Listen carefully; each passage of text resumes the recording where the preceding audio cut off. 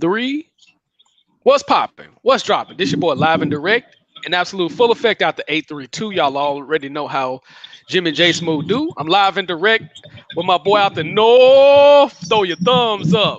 My boy out the That's right. north. Throw your thumbs up. Praise What's him. popping and what's dropping, T? Well, today, man, it's a beautiful day, and unfortunately, my ass at work looking at it. So that's the only thing that's popping right now, man. But I'm getting the money though. I'm securing the bag, so that's good. hmm Yeah, that's good, man. That's good, man. So I wanted to chop it up about Roy Williams, man. You know what I'm Okay. saying? Because I gotta jump on this story while it's hot in the words of my boy Corey Wolf. You gotta get it while it's hot, man. If you're trying to do something in life, get it while it's hot. And my boy, in the words of Corey Wolf, you know what I'm saying. So I wanted to take us back about Roy Williams, how he got started in North Carolina. Of course, at the time when freshmen couldn't play their first year, Mm-hmm. you had the junior varsity team. He started out with the junior varsity team. And then ultimately he ended up becoming a starter. Well, he didn't become a starter, but he actually rode the pine more than anything. And he actually was kind of like doing some coaching while he was a actual player. Because he graduated around 1972. And he graduated around the time Bob McAdoo was playing for North Carolina. Um, and of course, everybody, those who, for the young cats that don't know anything about Bob McAdoo, he's probably was one of the original stretch bigs, if one could argue about that. Oh But yeah, he one actually, one of the 50 yeah, one of the, NBA 50 greatest players too. yeah, or at least he should have been, because he wasn't. But I think for sure, had injuries not took effect, you know what I'm saying, he definitely would have been 50 greatest players, because that mid-range jumper, that 18-footer was basically unstoppable. You know what I'm saying? And not too many big men was going out there, stepping out there, shooting that J like that. And this was before the 3-point line. But Right. the team that he graduated, they had 11 NBA players. The dude Bobby Jones, which everybody called him the original minister of defense. I mean, George Karl was on that team. I mean, it was 11 NBA players that was drafted from that Carolina team. I mean, you would have thought they were UCLA at that time. But in Roy Williams' case, he wasn't one of the 11 players drafted from Carolina in 1972. Um, I mean, he wasn't even close to an Hall of Famer, because he from the start, from the time he got to Carolina, his inspiration was to become a head coach. He ended up becoming a high school coach for 5 years and returning to North Carolina in 1978. And he was actually one of the people that actually recruited Michael Jordan. A lot of people don't know that he actually recruited Michael Jordan. He was like the recruiting coordinator for many years. For many years at North Carolina, he recruited a lot of those great teams that were, for some odd reason, one could attribute Dean Smith should have won more championships, with all those, with what you call that offense that he had, the can't think of the offense off the top of my head, but it was real slow ass offense. Now, and of course, in 1987, he sped up the offense a little bit because of the influx of talent, the Rick Foxes, the Kenny the Jet Smith. Mm-hmm. We're just naming a few on that particular team. But Mm-hmm. for many years, Roy Williams was the recruiting coordinator for North Carolina. He was responsible for recruiting Brad Doherty. He was responsible for recruiting Buzz Peterson. He was a good player out of high school. I mean, people like Sam Perkins. He was responsible for that. He could see talent a mile away, which explains why he had so many Kansas Jayhawk teams. And for whatever reason, they couldn't do shit. Here's my Right. boy Craig in this motherfucker. Here, the boy Craig. Let's get him up in this motherfucker. What's popping and what's dropping, young man? Man, not much, man. Look like the horseman has come together once again to say farewell to a legend. Um, And if he ain't anything, I'm glad I'm joining. What's going on, Murph? Now look, He been putting all the he been putting all the now women we to the start turf, a man. podcast, and you come late. Now that's unacceptable.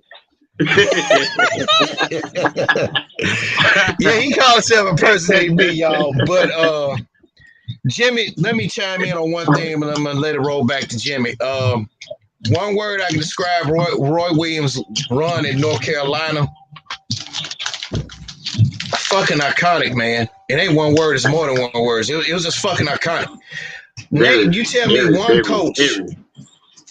Name me one coach other than him that won over 400 games with two schools. I'll wait. Murph will wait. Jimmy J. Smooth will wait. I can't even answer that. He is currently third behind Coach K, Chicago's own Coach K, and Jim Boeheim in all-time win lists.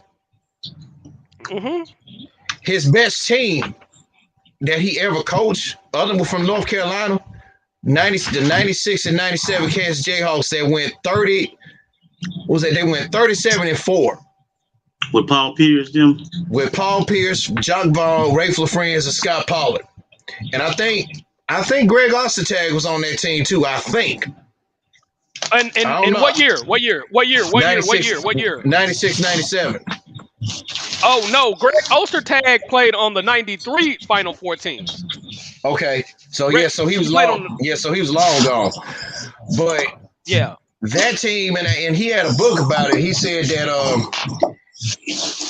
if you were talking about teams, he said he can't rank them. He said he felt that Kansas team was his best team that he coached. He said, but he said he should have. He felt he did everything he could to coach that game against Arizona so they can win. He said, but he got outsmarted by the best. So it was a shock. The three of us knew it was coming. And what a lot of people didn't know, man, his wife told him to call it a quits after he won his second national championship, which I would say that 2008-2009 team with that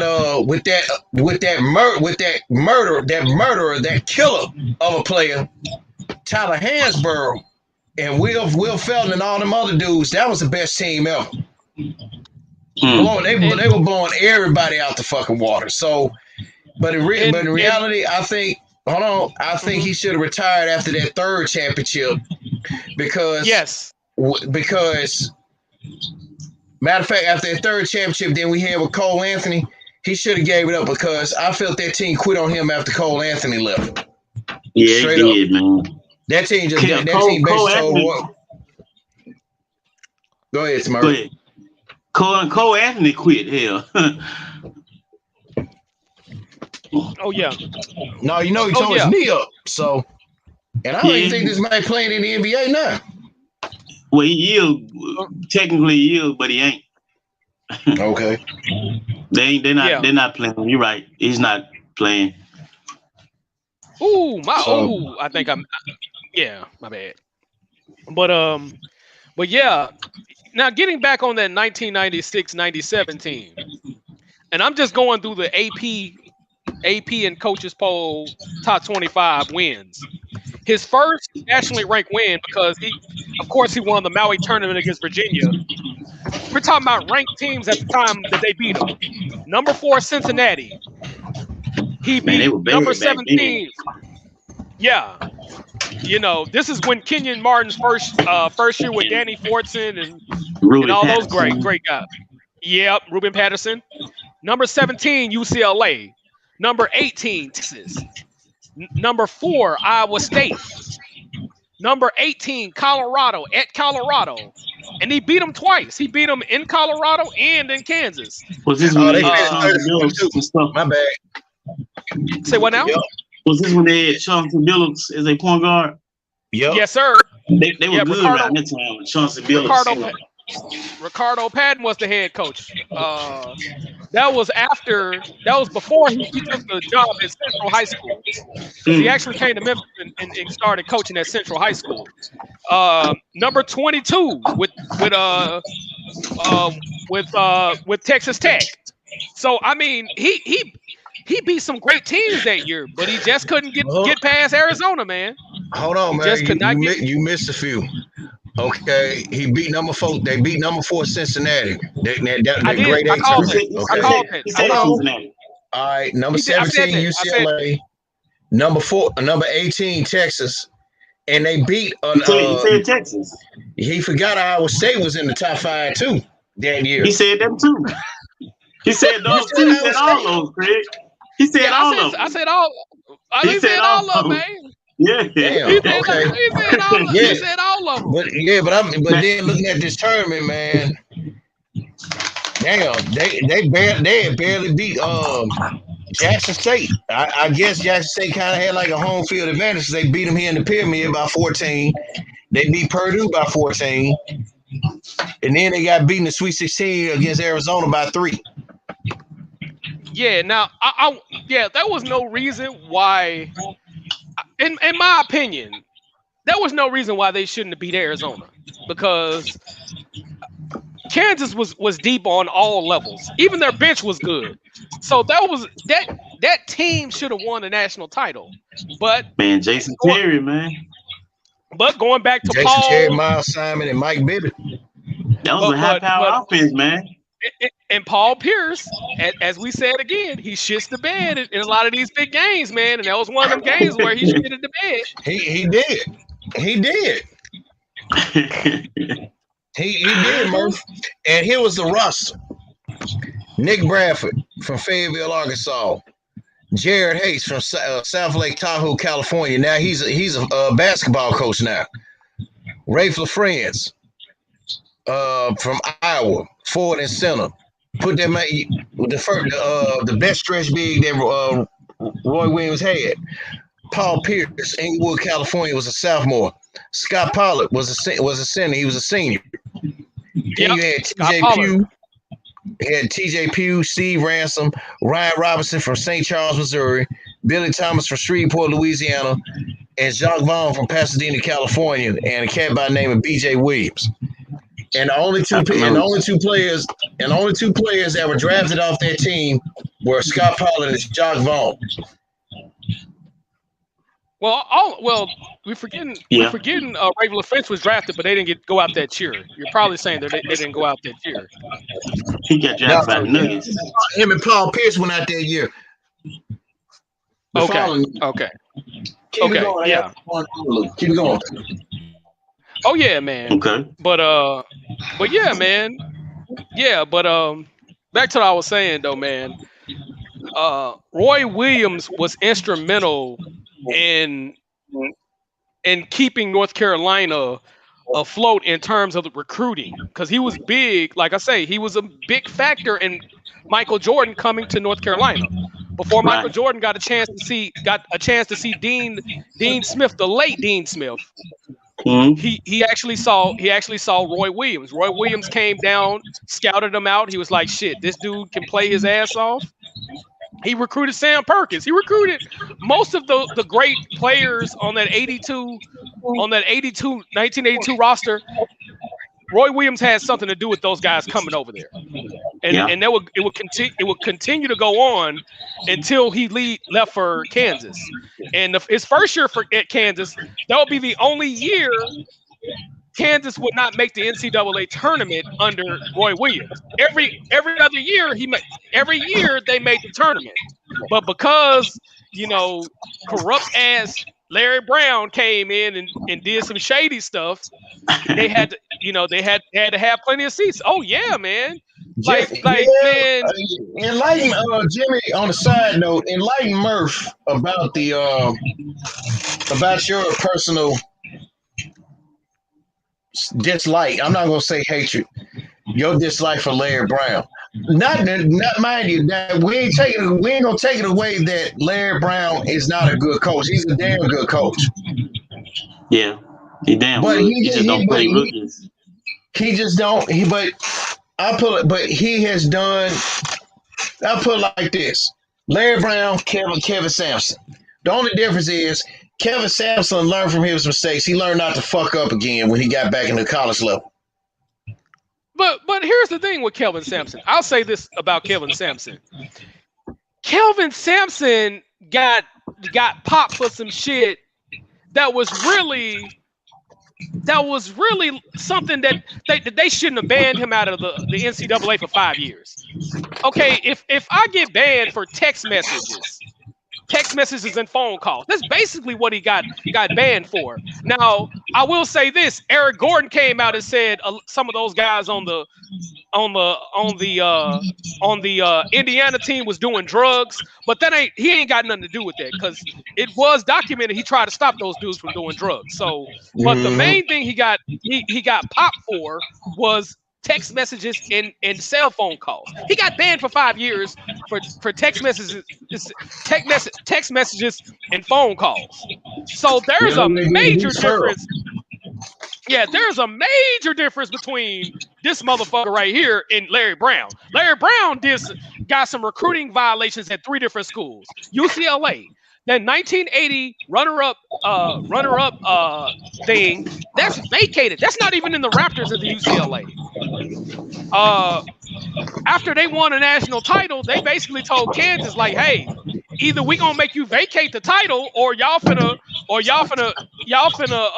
be banned for 1 season from the postseason. That's what ended up happening. And then SMU got popped. So I have a problem with a person that everywhere they're going, it's some janky stuff going on. That's fucked up, man. Everywhere you go, people get a postseason ban because of you. Come on, man. Well, yeah, that's true, man. You know,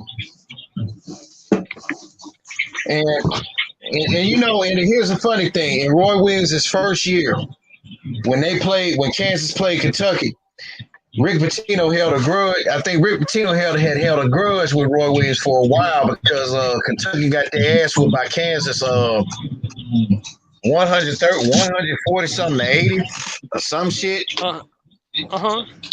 And he said that he was gonna he would never put Kansas on the schedule again. Now you don't do that, man. You got. Ain't got some shit. Yeah, he said that he would never put Kansas on the schedule again because of that shit. I'm like, damn, ain't his fault. Shit, you gotta step your game up, man. Exactly. And then, yeah, go ahead, Murph. Talk. You don't never run away from an opponent that beats you. You always play them until you finally get them. Always play them. You learn from defeat. If you're not learning from defeat or anything, you know, then you ain't learning. You know, you study your opponent right there, bro. Well, you know, it's true. You know, just like you know, I'm a gamer, so I finally beat Shin Akuma too. Finally beat his ass. Man, that dude, they're hard than a motherfucker. Hey, you play him, you'll see how hard he is to beat. Shit, that motherfucker, he take your energy away like Kool-Aid, and his energy goes slow. So I didn't get nothing but after all the ass kicking I took from him, I finally learned how to beat him. You know. So yeah, that's good, I say that you learn from your opponent. They only beat you so much to finally the student become the teacher, you know. Oh yeah, man. Practice makes perfect, man. All the time. Exactly. You know. But here was the thing. Now, you know, Kentucky, they did have some bad years, man. Because I remember, I think Eddie Sutton's I think 88, 89, whichever one, they got their ass whooped by Duke one year. And that's when Eddie Sutton got on down. But I'm like Jimmy here, man. I'm jumping off of that, but I'm like Jimmy here, man. I can't stand for folks. You know, I ain't gonna tell no lie. Larry Brown, damn good coach. I ain't taking nothing away from that from. And that he never started rookies. Philosophy was also applied. He never started freshmen. Right. You know, he never started freshman. So he never started freshman. You know, he never started freshman. When he became a sophomore, that's when he started him. But But when you constantly doing the same, Yeah. But when you constantly doing the same shit over and fucking over every school you go, you're doing underhand shit. Come on, man. If you ain't learned your lesson from the first time when you was at UCLA, you don't need to be in the college game no more. Now, I wouldn't be surprised as far as who they gonna coach, because shout out to my guy Dwayne Hollywood. He even asked me. He said, "What Carolina gonna do about a coach?" I'll be honest with you, I really don't know, because you know it's two names that's out there. I'm gonna throw out one, and I wouldn't be surprised if Hubert Davis is one. Hubert Davis is one. And Kenny Smith. Well, Murph throwing out the jet right there, but I don't know now. But I don't think he's gonna leave his broadcasting job though. No, he ain't, no, he don't do that. You know that. And the Indiana's old coach that got fired, Archie Miller. I wouldn't be surprised they go that route. No. Oh. No, but here's the thing. It's the thing. Reason why I said it though, Craig. Okay, I understand what you're about to say, but I don't know if he fit out. Go ahead, man. Go ahead. I wouldn't be surprised they step out the box, because I told Jimmy and shout out to Corey Wolf. I said two names that I would not be surprised that'd be thrown out there. Archie Miller is one, and Brad Stevens is the other. Because I'll be like this. I'd rather take Brad Stevens anytime, because because the Celtics right now, they playing like shit right now on purpose. Well, see, Danny Ainge trading away the talent and shit though, and I know the owners don't want to spend their luxury tax and shit. So then Danny Ainge just got he got his hands full, so he had to make some trades to get the team under luxury tax. Yeah, and that puzzles me as rich people don't want to pay. I mean, hell, you see the taxes that us poor folks pay. We pay a lot of motherfuckers. Huh? But you're dealing with. But what was that analogy that John Thompson said about that Big E special on 30 for 30? He said people always pray for the rich folks, but always hope. No, people always hope for the rich folks, but pray for the poor folks.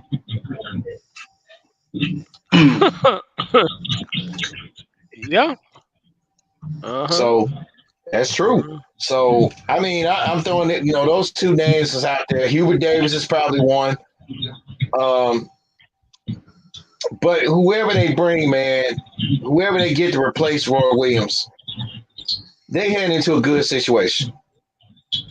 And I'm really disappointed with Texas Tech's coach Chris Beard. I don't know why he wanted to take the job. Why would you want to take a job within your conference? That's like you trading your star player to another team in the same division. Right. That's stupid. Right.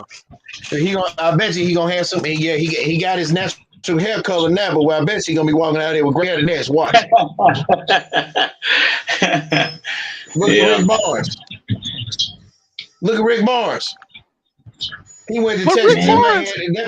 That man had a full head. That man had a full. He had high definition, full color brown hair. Now he in Tennessee is white. That's what happened with Texas. But Rick Shaka Smart. Wait a minute. Shaka Smart had a haircut like mine. Now he going to Marquette with a full head of hair. And with some gray on the side. Man, but Rick Barnes had under. But I like that cheap shot he threw with the Texas fans though. He should have. These are Texas fans are fucking divas, man. The University of Texas fans are friggin' fucking divas, man. So he had every right to take a shot at them, man. They wouldn't come. Nobody. They stopped supporting them at the games, man. I mean, come on, man. He had every right. That was his prerogative. He had every right to call them out, man. And VCU still have a sellouts right now. They still, man. They've been winning games. They've been winning games left and right. They would still have a sellouts at the Shaka Smart level. So that's why he said, when I was at VCU, we sold out every game, every night, every year. He said, "I never forget where I come from." Yeah, but you got a 19,000 stadium up here, 20,000 seat stadium, and they not supporting them. So I agree with Shaka Smart on there, man. They didn't give them. I mean, granted, it's Texas. The standards is gonna be a little different because it's Diva X, but still, man, y'all didn't have that same energy when Rick Barnes started underachieving, because Rick Barnes had some great teams coming out of Texas, man, but he underachieved, man, for the most part.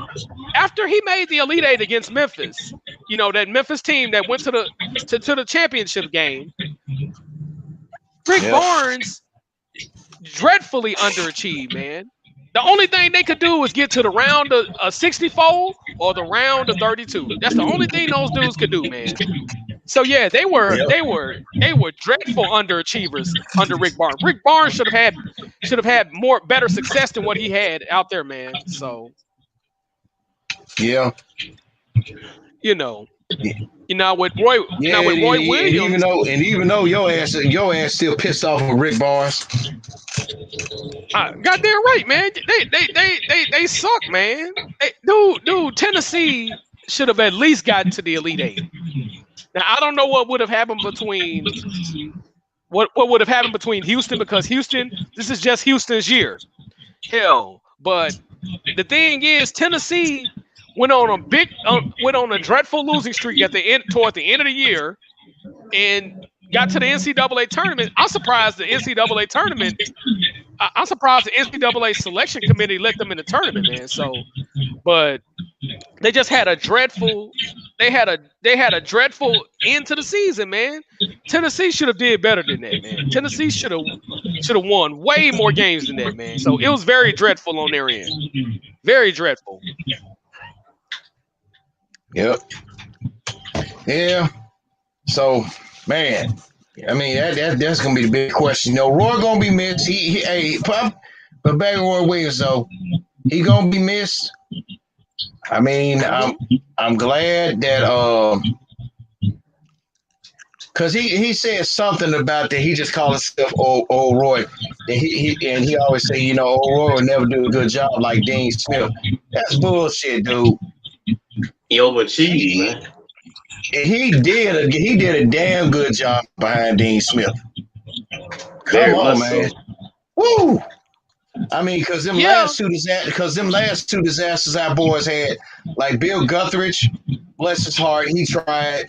Matt Doherty, he had that one good cup of coffee, and then he had that losing season 8-20. Murph said it best.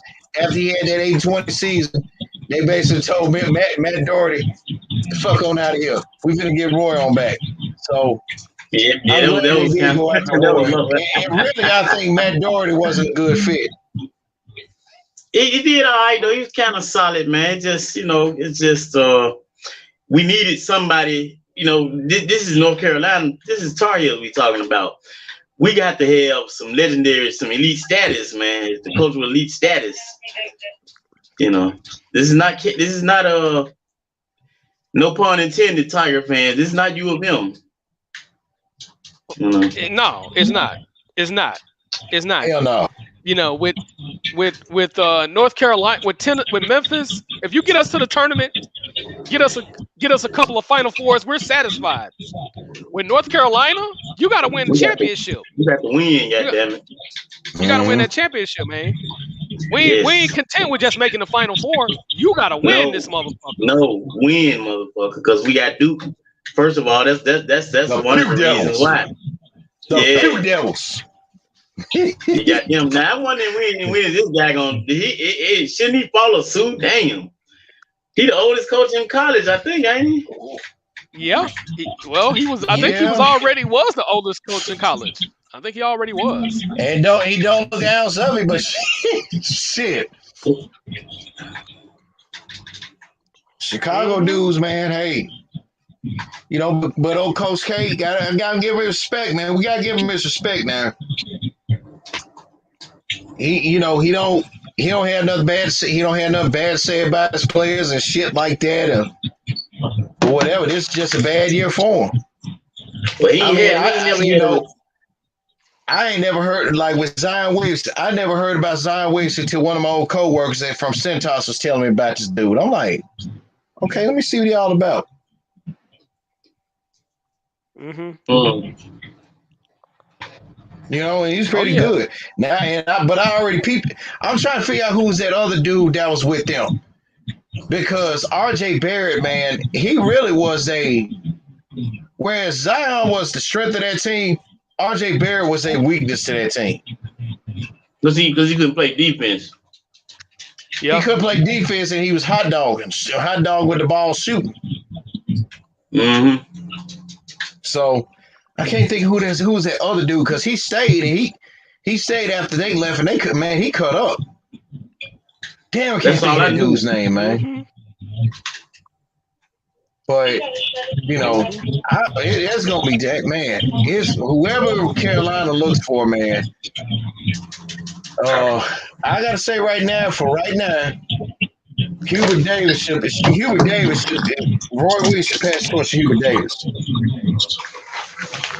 I think so too. Yeah, and my boy Michael Moultrie, he's from North Carolina. You know, he's actually from North Carolina. So he said he knew Roy is about to give it up when he kissed the floor after the Duke game. You know, when he kissed the floor after the Duke game, he said he knew right then. And this is my Facebook homie. We've been Facebook friends for like 14 years. So he said when he kissed the floor, he was like, it looked like Roy's gonna leave. But I think the writing was on the wall a couple of years ago. That 14 and 17 team, the writing was on the wall then. So, you know, I mean, sometimes you got to throw in the towel because you didn't accomplish everything you can accomplish in the game of in college basketball. Yes, Roy Williams should have about 5, 6, probably 7 national championships, if you ask me, based off of overall talent. Based off of all the overall talent that he had, he probably should have had 7 national titles between Kansas and North Carolina. He could have easily won 7. You know what I'm saying? But we gonna get on this negative in a minute. But go ahead, Jimmy. But the one reason why he could never win them championships is because it agitated Murph so bad, even me. He never used his timeouts. Yep. Jimmy said that. He never used his timeouts. Sometimes it was a gift, and sometimes it was a method to his madness as to why. Right. But I'm like, Roy, come on, man. Like I'm gonna tell you the loss that hurt me so bad. I was watching on TV. My ex-wife and I was watching the game. When Villanova hit that 3-pointer at the end, I was like, oh my God, man. Shit, you ain't called me afterwards. You called me. And I think Kanita, her Duke loving ass, she called too. I'm like, I don't want to talk to you right now, man. At this point, I don't want to talk to no Duke right now. Man, I heard that shit. Yeah, I heard that shit all season. I said, okay, we'll get them back. Man, and I lived not too far from the damn. At the time, I didn't live too far from Reliance Stadium. Man, them fucking North Carolina fans was sick. When dude hit that 3. No, I mean I got to experience the North Carolina fans. North Carolina fans was before the game, the day of the game, before the game, everybody was so fucking jovial. I mean, they was visiting, they were going all around the city, going to the University of Houston. I mean, everywhere I went on the train, because the train was newly renovated and everything. We had a newly renovated chain. I saw nothing but Tar Heel fans. Nothing but Tar Heel fans. They were so excited, man. They knew they was gonna win this championship. Bro, they just knew they was gonna win it, man. And I'll be honest with you. I agree. Roy Williams executed the perfect game plan. Because Villanova, they was more up tempo. You know, they were more a little bit playing the same style. And the offense that you said that Roy Williams was, you didn't know what Roy Williams ran? He ran a mix. Well, he gave an illusion of a four corners, but he also had the Ivor motion with it. Right. Which is pretty cool. Which is pretty cool. Because he ran an up tempo offense throughout his tenure at Kansas and in North Carolina. Because when he first went to Kansas, he ran some version of the four corners, but then I say by the 91 season, he kind of did away with a lot of that four corners. The only time he probably used the four corners is to probably milk some clock here and there, but for the most part, he ran an up-tempo style of offense, man. And that was the one good thing. But and going back to his Kansas days, and I was talking about this with Murph. But as I said, the greatest insult to us college basketball fans happened in the college basketball season of 90 and 91. When they played Arkansas in the regional final. You know, Arkansas used that full court press on them, but then Roy Williams turned around and gave Nolan Richardson a dose of his own medicine because Arkansas had him down by 15 points at halftime. Kansas came back and beat their ass by 14. Yeah, and everybody's like, "How the fuck that happened?" Yeah, and that was the Kansas team with Adonis Jordan. You know, Greg Ostertag came in the next year, and then they had Mark Randall. Mark Randall. That motherfucker didn't even play in the NBA. Oh yeah, and what was crazy about that Kansas team, they wasn't even supposed to make the final. They wasn't even supposed to make the Final Four. Arkansas was the number one seed out of that region. They were the number one seed, and I think Kansas was like number two seed that year, and they ended up beating Arkansas. So that was an overachieving squad in itself, right there. So he did a great job. The Final Four was supposed to be, like I said. It was supposed to be set up for when UNLV and Arkansas had a rematch, and then could have had Duke and North Carolina in the Final Four. But somebody pulled some little bullshit at the last minute. Now, but going back on that 90-91 season, I wouldn't have minded Arkansas beating UNLV. At least they were worthy.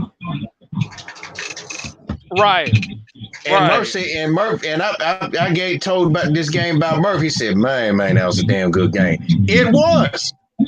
That game alone, ratings-wise, beat whatever games the NBA had on that week. Oh, yeah. What we talking about championship versus normal game, you know. Yeah, but we just saying. No, this is UNLV and Arkansas was a regular game that beat the NBA that whole week for whatever televised games they had. That one game alone beat every NBA televised game. So,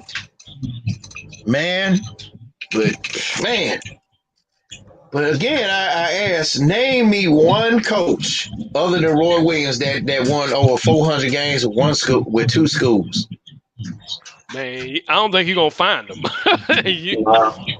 No, you're not. Like Jimmy, in the words of the immortal Jay Smooth, let's call it for what it is.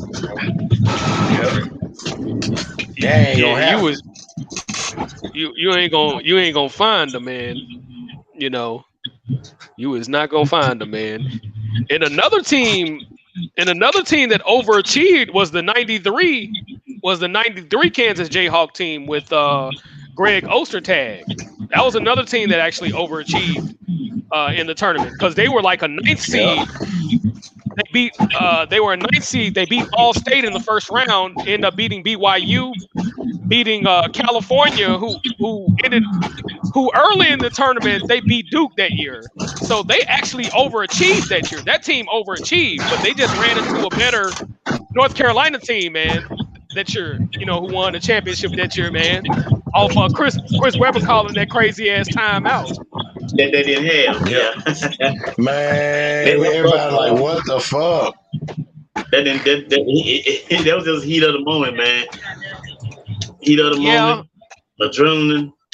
I don't think he knew that they didn't have another timeout.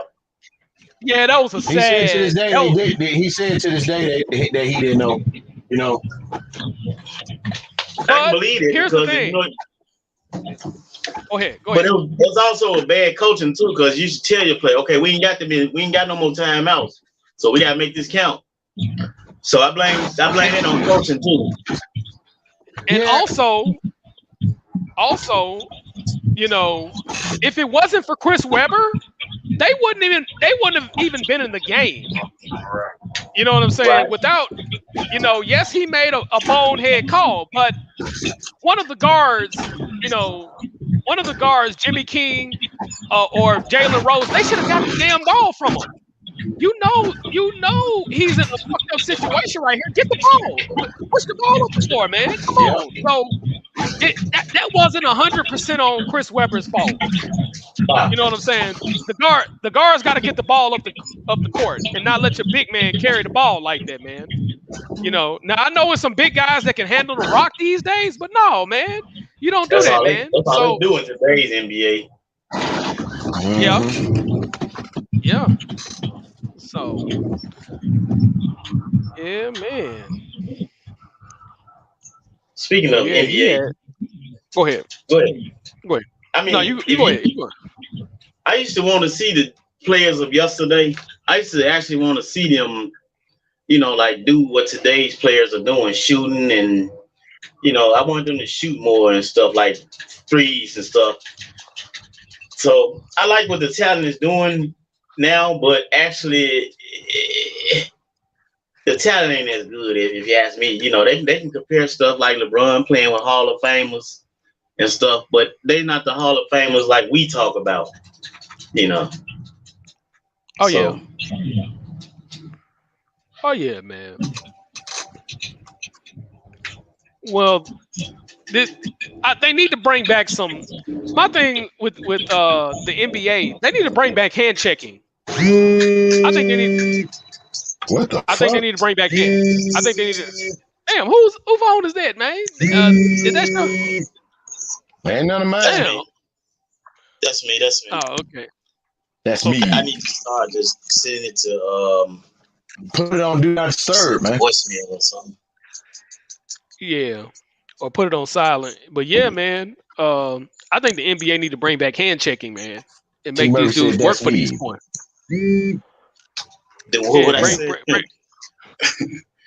What I said? What I said? T. Murphy. That's me. What I said? Now. Yeah, man. Yeah, they need to bring back hand checking on defense, man, because these dudes got it too easy. They got it too easy scoring. Got it too easy scoring, man. They made it a faster league without all that stuff now. Mm-hmm. It's kind of faster because everybody's shooting more and scoring. Man, I ain't never seen scoring like this before. Damn. It's easy to break records in today's NBA. Hey, but it's more like, and I'm agree with something with what my mom said. Said she was used to, with her having her being visually impaired, blind.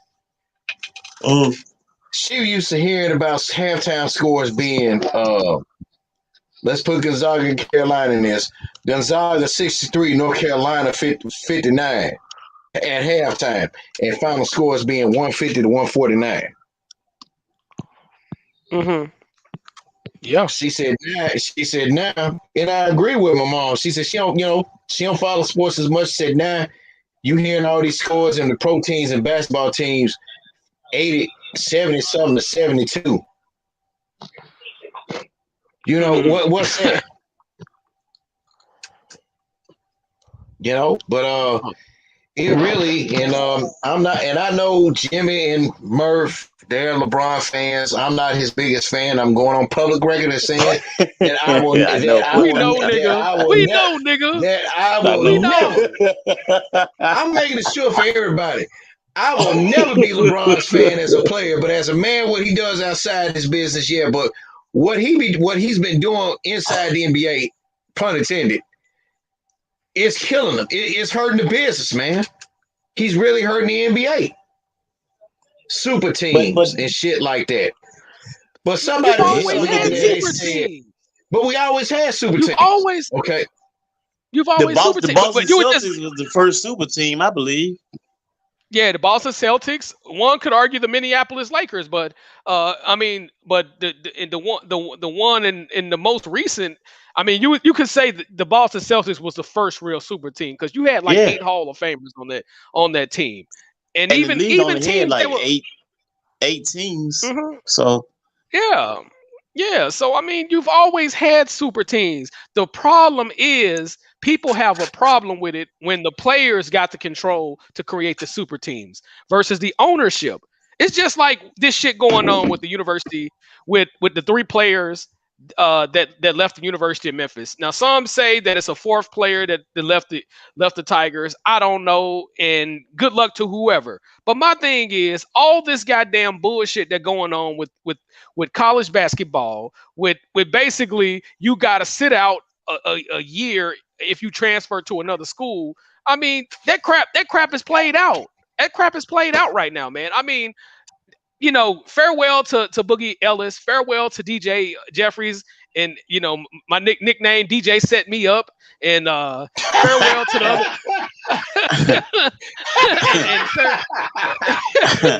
and you know, and farewell to Damian Ball. I'm not, if they feel like they can do better at another school, I'm not knocking those kids, man.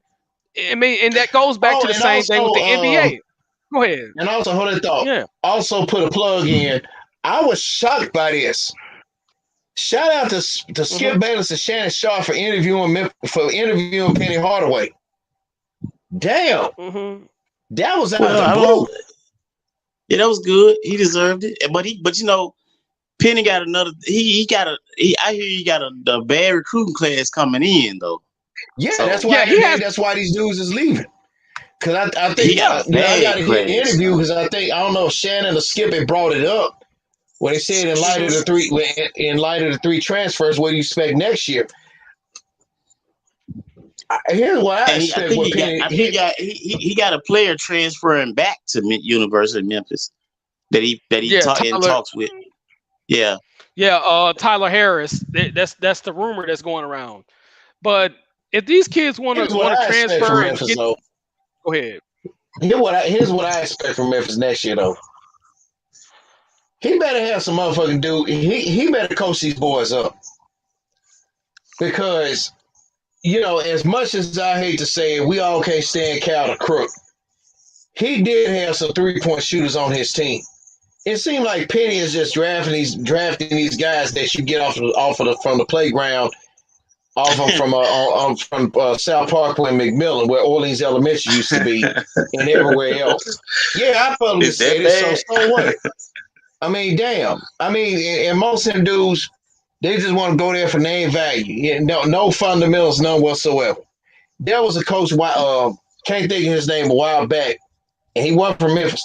He was bad about doing shit like that, drafting these little playground ass players, and they never amounted, nothing later. What you see them? I saw several of them.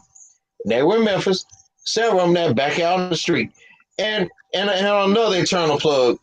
If you are over Jimmy J. Smooth's age and over mine and Murph's age, and you sit out here about that thug life and out here hanging out in the fucking street, go fuck yourself. Get you a life. Yeah, it's been time to get rid of that, man. That's for the young. Right. It don't matter if you all about the streets. If you Jimmy J. Smooth's age, Corey Wolf's age, mine and Murph's age, and you sit out here thugging and man, I'm out here thugging and bugging, man. I gotta get my money, man. Get it the easy way. I ain't gotta work no white man's clock. Well, guess what? But if you are working a white man's clock and you thugging and bugging, Go kill yourself. You say it. Bunch of sorry ass motherfuckers. I ain't 40, 50, motherfuckers 40 and 50 years old and shit. Still out here out in the goddamn street. No life having motherfuckers.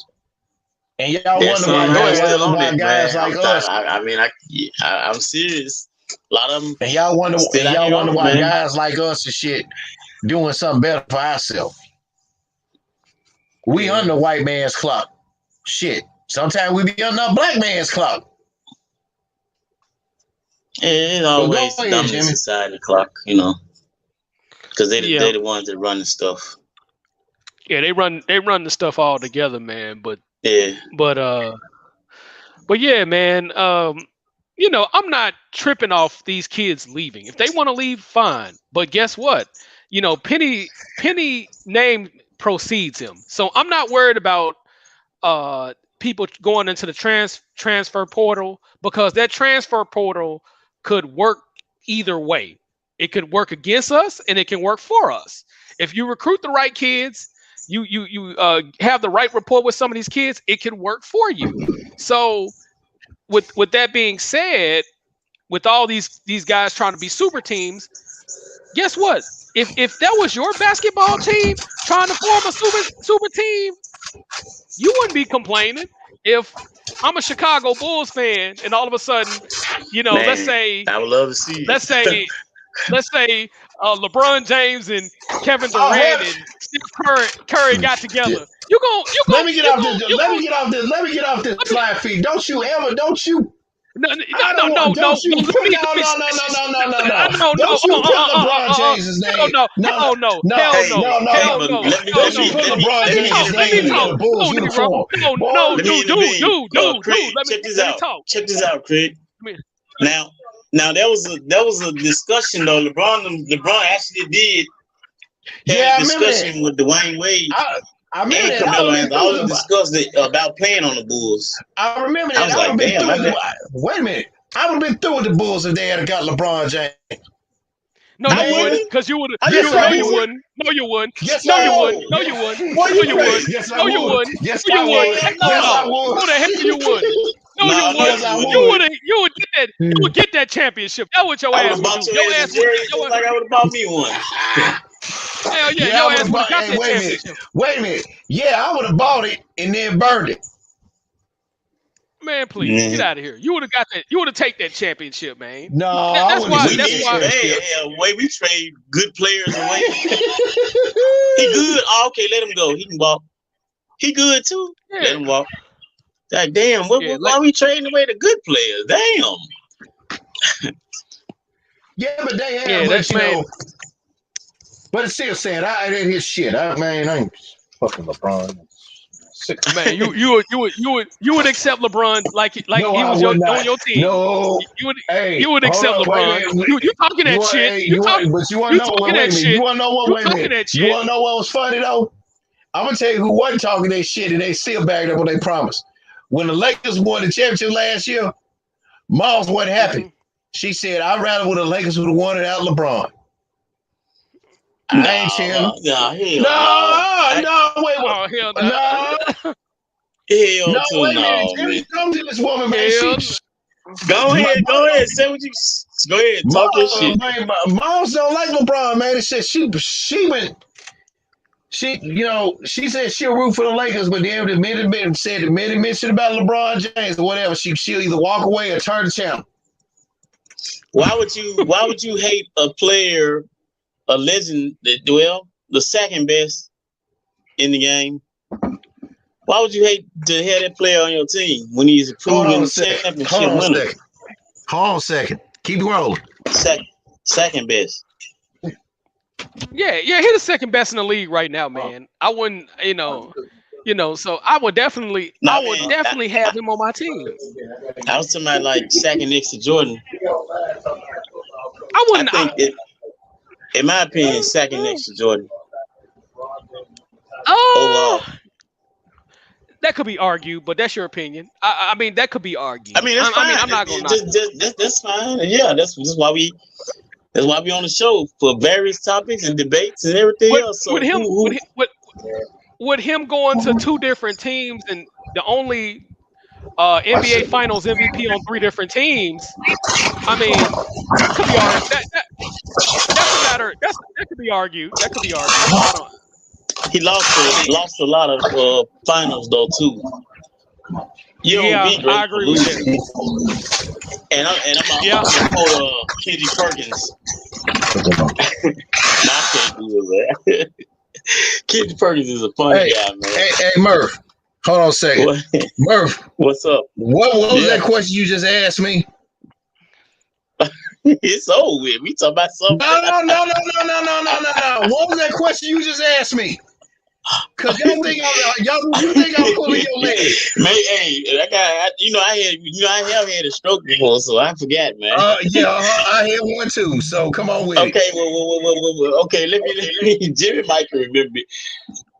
Correct me if I'm wrong, Jimmy, but I did ask, why would you be mad? Because of the second greatest player ever on your team, helping your team win. Why would you be mad?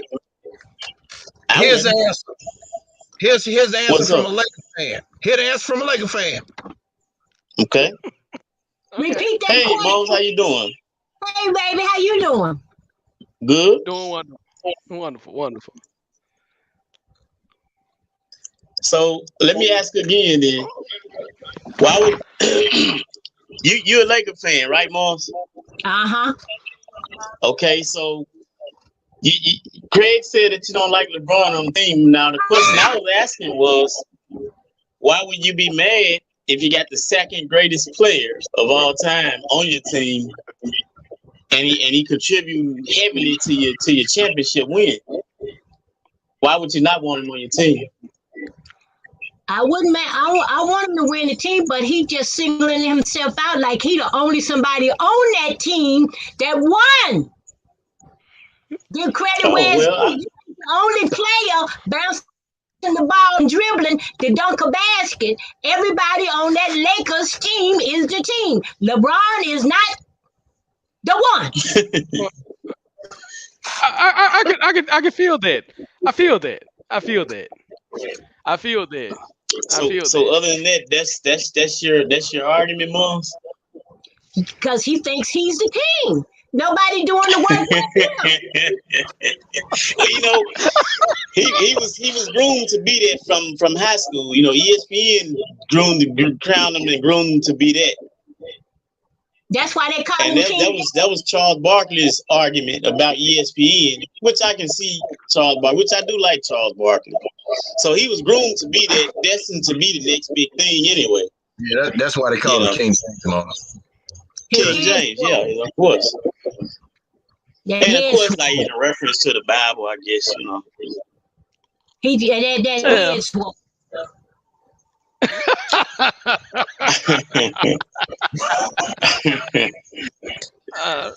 Yeah, man, hilarious. But hold on, gentlemen. Now, hold on, Mom. Now, I don't know, Mons, if you remember there was talk about, when Dwayne Wade went to the Bulls, and they was trying to get Carmelo Anthony and what's his face up there. I just told these guys if they had won a championship with LeBron being in the Bulls uniform, I would have burnt my jersey. You crazy, man. You just talking crazy, Craig. Mom, your son just talking out of his head right now. Because He talking crazy. He don't really mean it. He ain't going to Chi-Town. He ain't going to Chi-Town. She's talking about LeBron. She's talking about LeBron. No, it was that was before the Miami Heat when he's with the Miami Heat. He said they actually discussed it, talked about it. He, Dwayne Wade, and LeBron. I was like, wow. Woo. Yeah, that's man. They were talking about going back. They were going back up to Chicago. Yeah. And Well, we did get Wade out the deal, but nobody else. So. But Craig just talking. Can't nobody wear Jordan. That's Jordan's number. Nobody else's. Yeah. Well, he can't wear it no way. He had to wear number 6. He can't wear 23. I'm 6. Damn. Yeah. How many?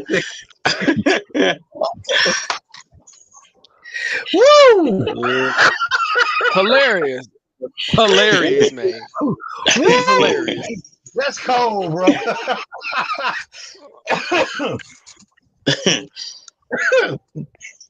That's cold. That's hilarious. That's cold.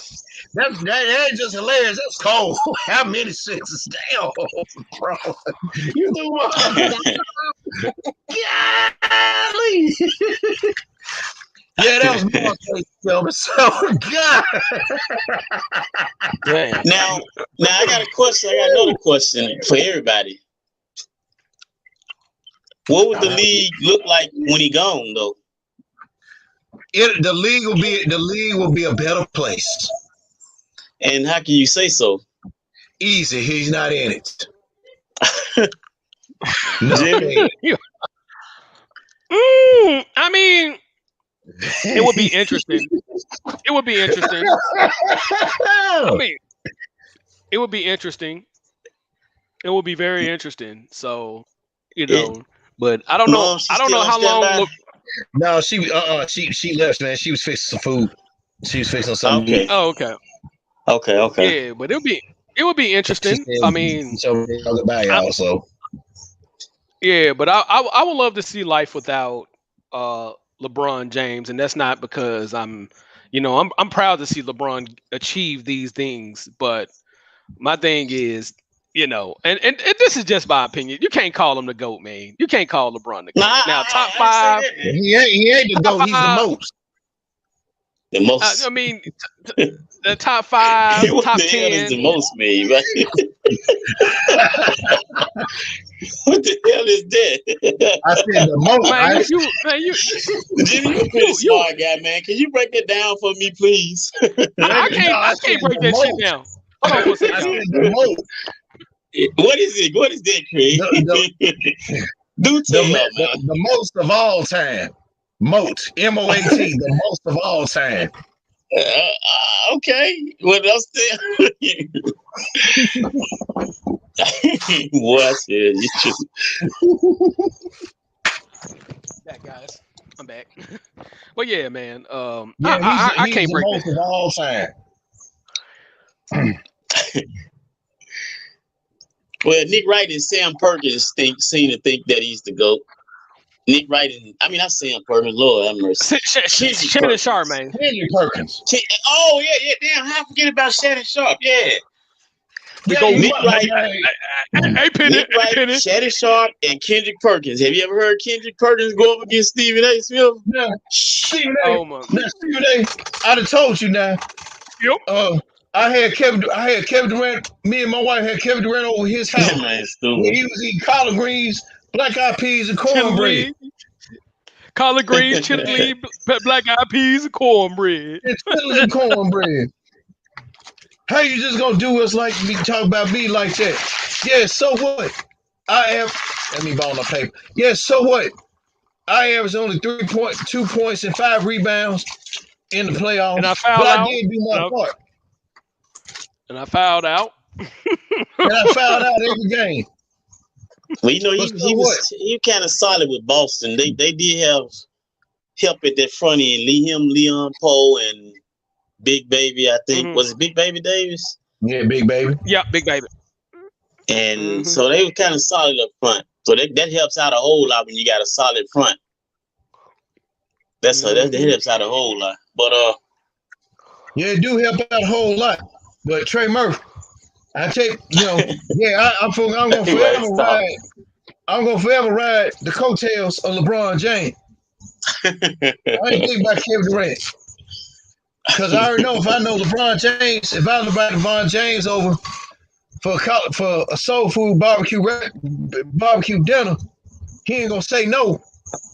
But if he do say no, he's gonna throw it away.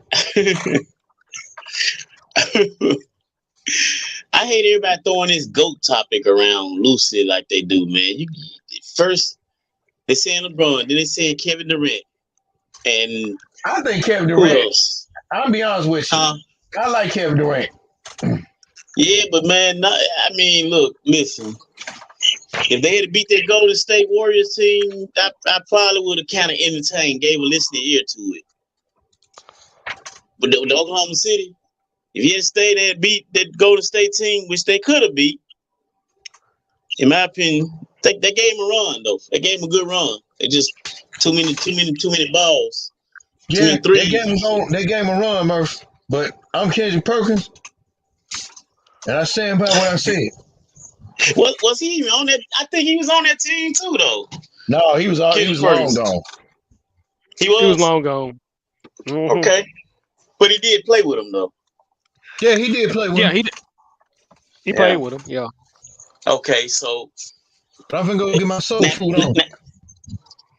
Now they beat that Golden State team, but still, man, if they had to be a GOAT. If they had to be a GOAT, man, can't be no weakness in your game too much, man. And Kevin Durant ain't really a strong player for his height. And his height is fairly weak. Strength wise, he's fairly weak. That's why he plays the perimeter and stuff. He was never that strong of a player anyway. So. Oh yeah. Yeah. Hey, have y'all heard the recent? Jimmy. Speaking of Kevin Durant, you can't talk about Kevin Durant from his time at OKC without Jimmy's favorite player, Russell Westhaven. You heard his wife had to publicly get on him. Had to get on Stephen A. Smith about some comments he made. Something about Kevin Durant Russell married? No, it's Russell Westbrook. Russell Westhaven. Oh yeah. You talking about recent? Okay, yeah. Well, Miss Nina Westbrook had made some comments to Stephen A. in regards to, she responded back to Stephen A. in regards to what he had said about saying that Russell will never be a champion in the league if he's just thinking all about himself. So Russell replied, talking about I've always been a champion. He said, hey, I'm from the streets. Okay. So, and then Nina had responded. Let me pull it up on this retard ass phone here. Yeah. Yeah, she responded back kindly to Stephen A. Nina Earl Westbrook.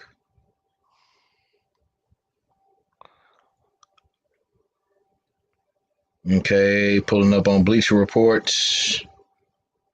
I'm back. Okay, from Bleacher Report, it said on Wednesday's episode of First Take, Stephen A. explained that because Westbrook is so great on the court that we want to see more from him than just racking up stats. Following Westbrook's triple-double with 35 points, 21 rebounds, and 14 assists on Monday against the Pacers, Stephen A. said on Tuesday that he didn't give a damn about any of it because the Wizards' record after the game was 17-28. I agree with him on that. And he said, you're not going anywhere, and this isn't the first time Russell Westbrook has played on a team that has fallen short. So following the Wizards' 114-104 loss to Charlotte, Westbrook told reporters that he was a champion once I made it to the NBA. I grew up in the streets. I am a champion. Nina Westbrook used her Instagram to dismiss Smith's criticism of her husband. So they posted up this Twitter thread here of her going ham with some images.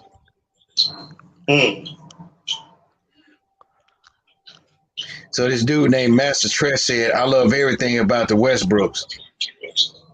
So she screenshotted by saying Stephen A. doesn't care about Westbrook's big night.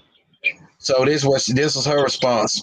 She said, my husband and I were recently watching a UCLA game, and he recognized an announcer who also covered the team when he was playing all those years ago. Russell goes, it's unfortunate that these people have the ability to use their platform to change the way these young players' talents are perceived. Imagine being a college player trying to make it to the next level. And these people on TV have the ability to influence the public's perception of you. If they say that you're bad, teams won't want to pick you. This guy right here used to say I wouldn't be good in the NBA. Imagine if I listened to him. That part. Imagine if I had listened to him. This still rings true today. Imagine if Russell let the words of Stephen A. Smith deter him from being an amazing human that he is. Imagine if Russell actually cared that Stephen A. Smith said that he did not care about his accomplishments. He'd be crushed. He wouldn't be the talent that he is today had he listened to people like Stephen A.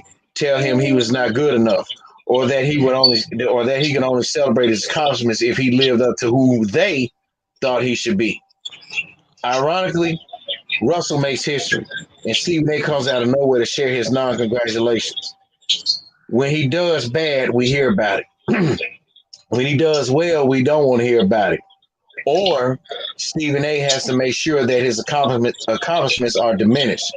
Respectfully, I'm not a fan of yours. All this to say, if you're a college athlete aspiring to playing at the next level, please, please, please never let anyone else place value on your talent. Work hard. Be humble. My husband is a prime example of how you can defy the odds in any and every way. This brings me to Russell. Russell is the happiest he's ever been.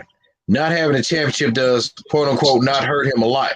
You know nothing about him. If you did, you know that he is way, way, way more than a championship. He is a champion of life, a champion of his people.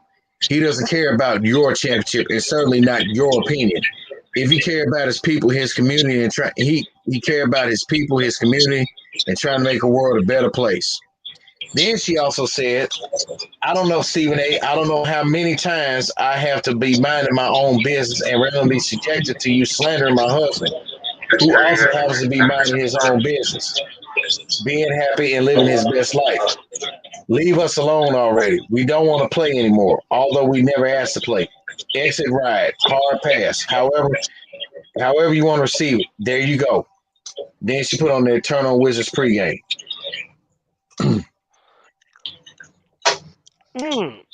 Wow. I got him. Let me say something, because I was thinking while you was reading. Mm-hmm. That's a good way of looking at things, though. A lot of athletes should look at that. The ring and stuff, it solidifies a lot, but it don't define. Thank you.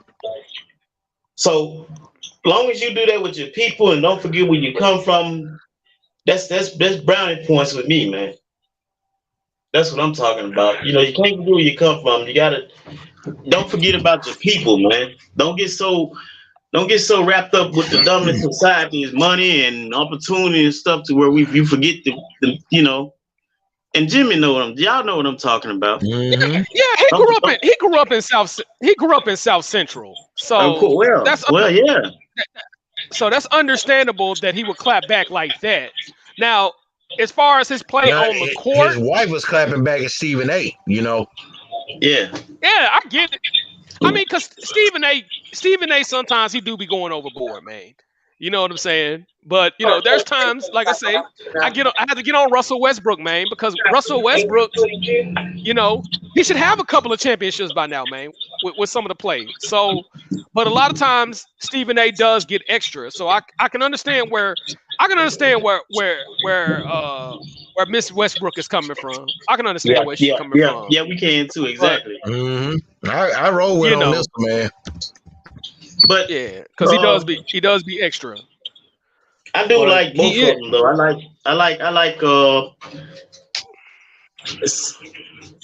I do like Stephen A. though, and I some things I agree with, some things I disagree with. But his wife was on point with a lot of stuff. She was on point, and I can tell from those comments she really loved her husband. That's great, man. Stand by your man. Stand by your man. Stay by your man.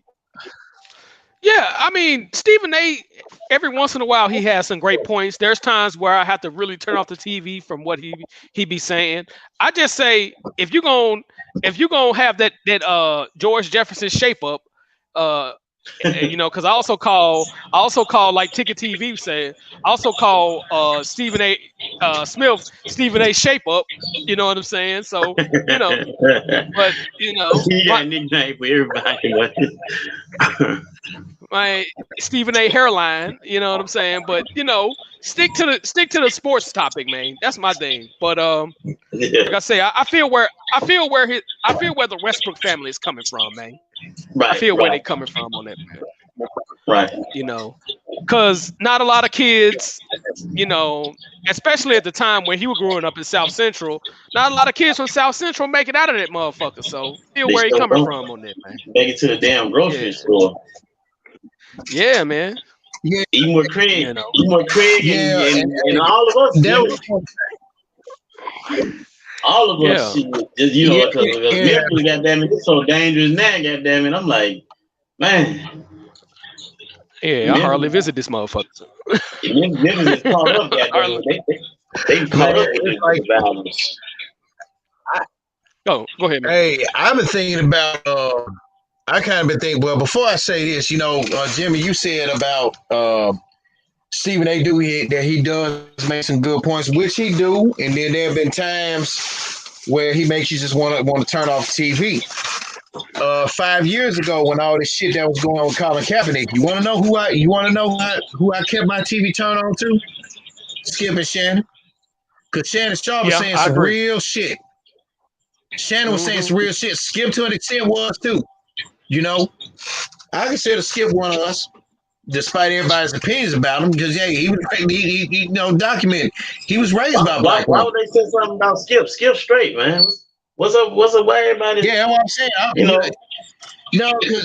Because somebody made some comments about saying that he didn't, you know, because when Shannon was talking about a whole lot of all the, like, with the racial stuff and everything else that was going on, you know, and Skip said some things that I was in agreement with him.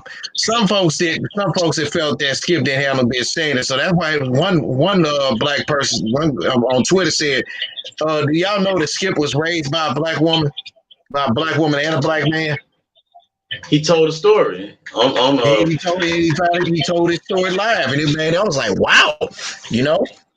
He told it on ESPN, you know. And then he told part of it on ESPN, but he told the full story on Fox, on FS1. Mm-hmm. So, you know, Stephen A. don't get a pass from me on this one, man. I mean, because anytime, and Miss Nina Westbrook, we ain't gonna call her. And with all due respect, Miss Nina, Jimmy's not gonna call Russell Westbrook, Russell Westhaven no more. Russell Westbrook.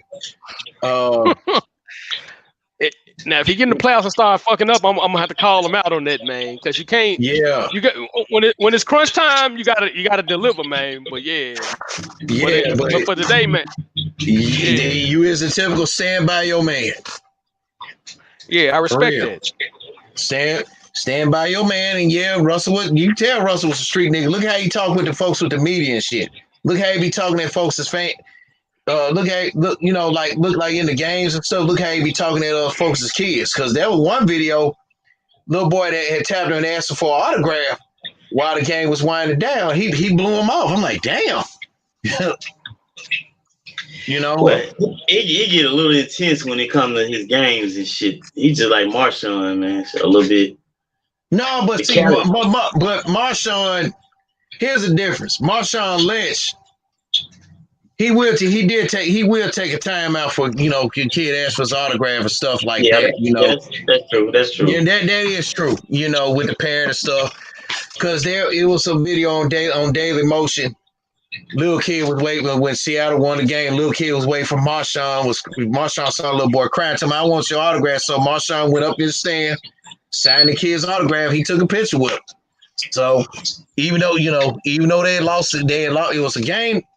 Yeah, I would say when they never lose to Seattle hardly at that time. You know, but Russell, he was like, you know, he be acting all a little different. Talking about, man, y'all need to protect your kids and stuff like that. You know, little boy just asked him, man, for an autograph. And but then there were other Thunder players. Steven Adams, when he was over there at the time, he signed the autograph for the little boy. Man, he had to make it before with Russell. Shit, you can tell Russell got some street nigga in him, thorough street nigga in him. Because they ain't never apologized. LeBron got some street nigga in him too.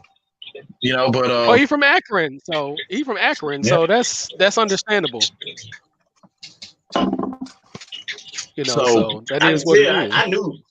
I know Russell Westbrook. He showed a lot of his. I remember when they was doing like the little when he was in Oklahoma City. I'll never forget this game. They were high fiving and stuff, and I think it was Lamb that missed his high five. Man, Russell Westbrook turned around and went in a trance. Like, I know this nigga did not see, did not I remember that. I was like, damn, that's sweet, man. Damn. Yeah, Jet talking about Jeremy Lamb. Yeah. Yeah, because he didn't. Like, you high-five me for niggas, you ain't do shit. Yeah, he was like, he damn near went in the army, the military trance. Said, damn, Russell Westbrook kind of gutter, man. And he ain't saying that minute though. Yeah, people think I'm good or whatever. Yeah. Yeah. Mm-hmm. Yep. Yeah, man. But I know I'm good because I'm Russell Westbrook.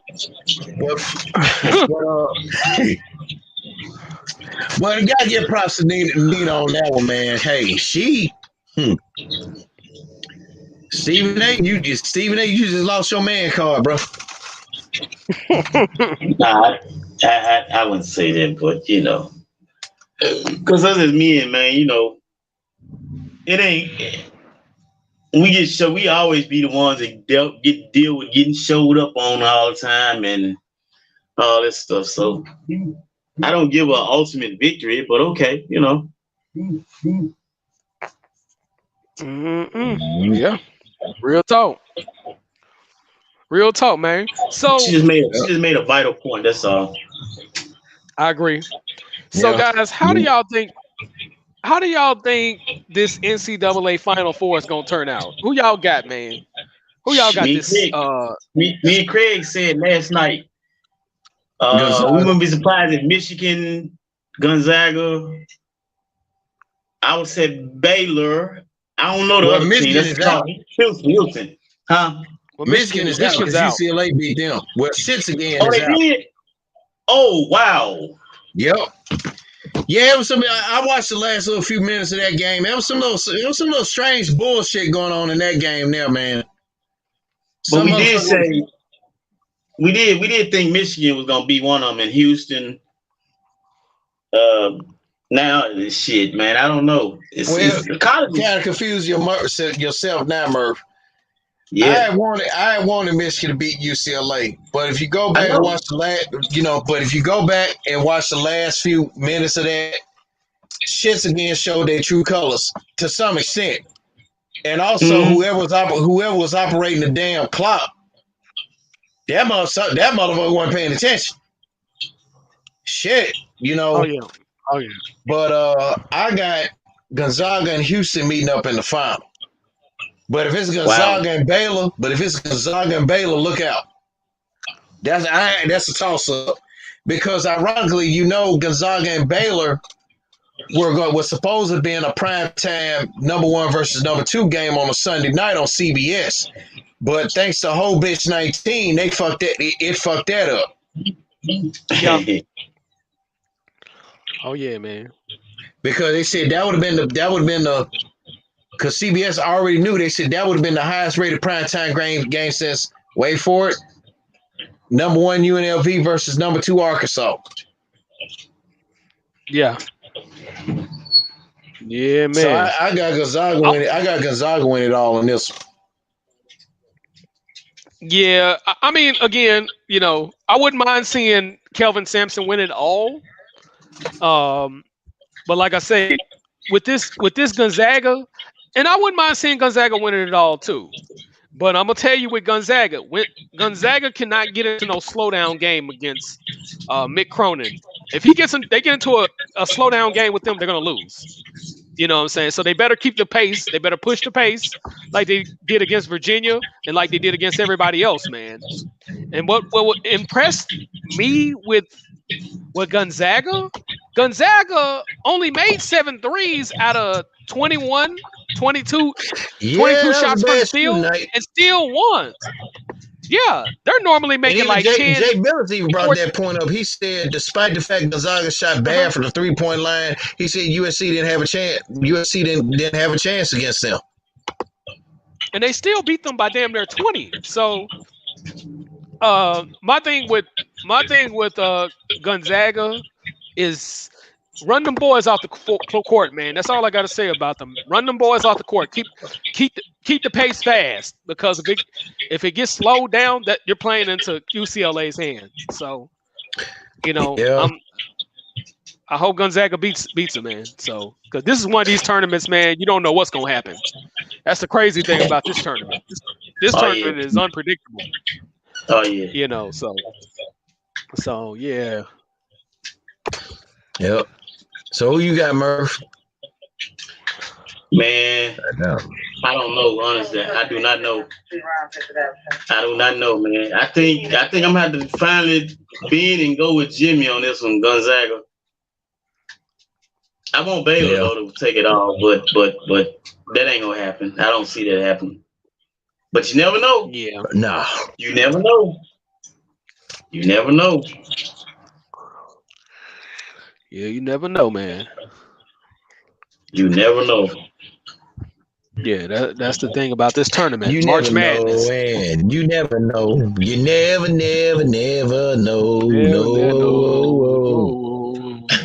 You never know. You never know.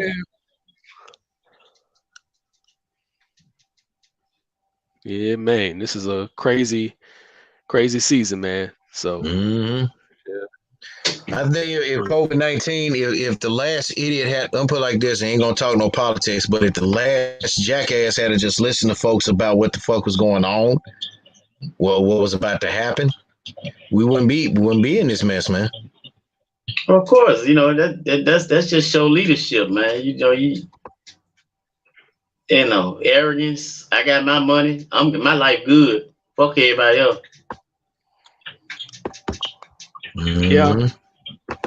Yeah. Yep. So Yeah, man. the only thing I can say is I know Jimmy got some reservations about our current commander in chief, but he been getting the ball rolling on a whole lot of shit, man. I mean, the thing I hate is the Asian shit that the executive order for the Asian. I'm like, damn, what about us? He skipped over us. It's like, and that's what I said the whole time. That's what I said the whole time. I think we should have held our votes out on this shit, because with the stimulus money, they was gonna have to give that anyway. You know what I'm saying? But this extra buffer class crap bullshit that they got going on with these Asians trying to promote this fake ass organized crime against Asians, they need to get the fuck out of here. And I would tell black people right now, don't do no business with these motherfuckers. Ain't no black people harm no Asian. Now I will say this. I grew up in the hood. Mr. Lee's store was right down the street from Manassas. Without the black folks, his store, he wouldn't have a business. So I said this. Black folks, man, we supported that man very much. And he always would say shit like, you get out of my store, you buy now, and you did to other folks he didn't know. But to the regulars, he was all right, you know. But they always would say shit like that to us now. But after they tore the projects down, which was across the street from the store, he was hurting, man. Hurting. Yeah. So ain't no black folks never did shit against no Asians, man. No matter how you talk to us bad all the time. A lot of them, us, I said us because that's my ethnic group, our ethnic group. So you talk crazy to us, and we still support you the next day.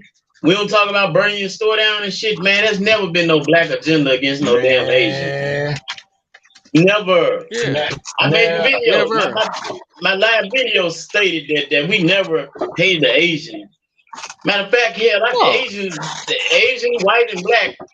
Those are three ethnic groups I used to see all the time growing up. So shit. And Mexican. Hey, now I even live had a on book. Go ahead, Murph. I even had a book that name called which I know all y'all read too, the Black Man, Chinese Man, the White Man. That book. Yeah. Yeah. So I mean, what's the hate about them? Goddamn, ain't nobody scared of them. exactly, man. Don't put that on us, man.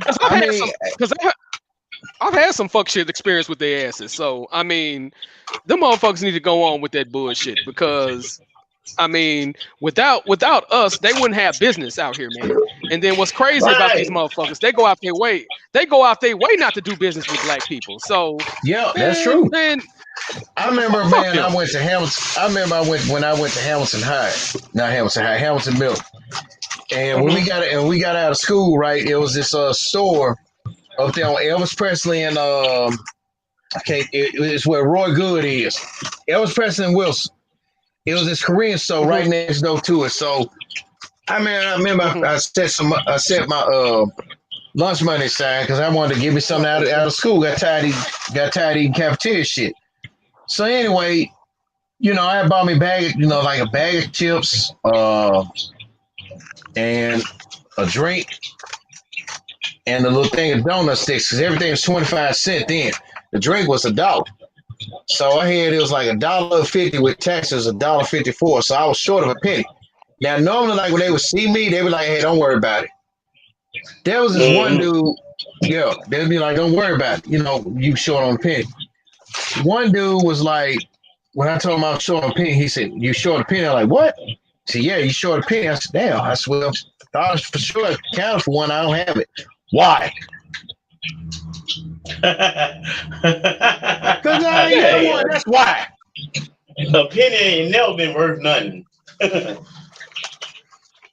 Yeah. A penny never amounted Sometimes because sometimes and I understand where you're coming from, Craig, because sometimes we get in a rush and we forget extra change.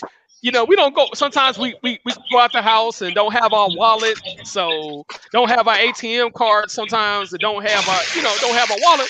So sometimes we so big of a rush, we ain't thinking about, we need more than enough change to get the transaction done, man. So yeah, I understand where you're coming from, man. But yeah, they be on that bullshit, man. Yeah, this is like back in '93. I'm like, damn, because I ain't got it. That's why.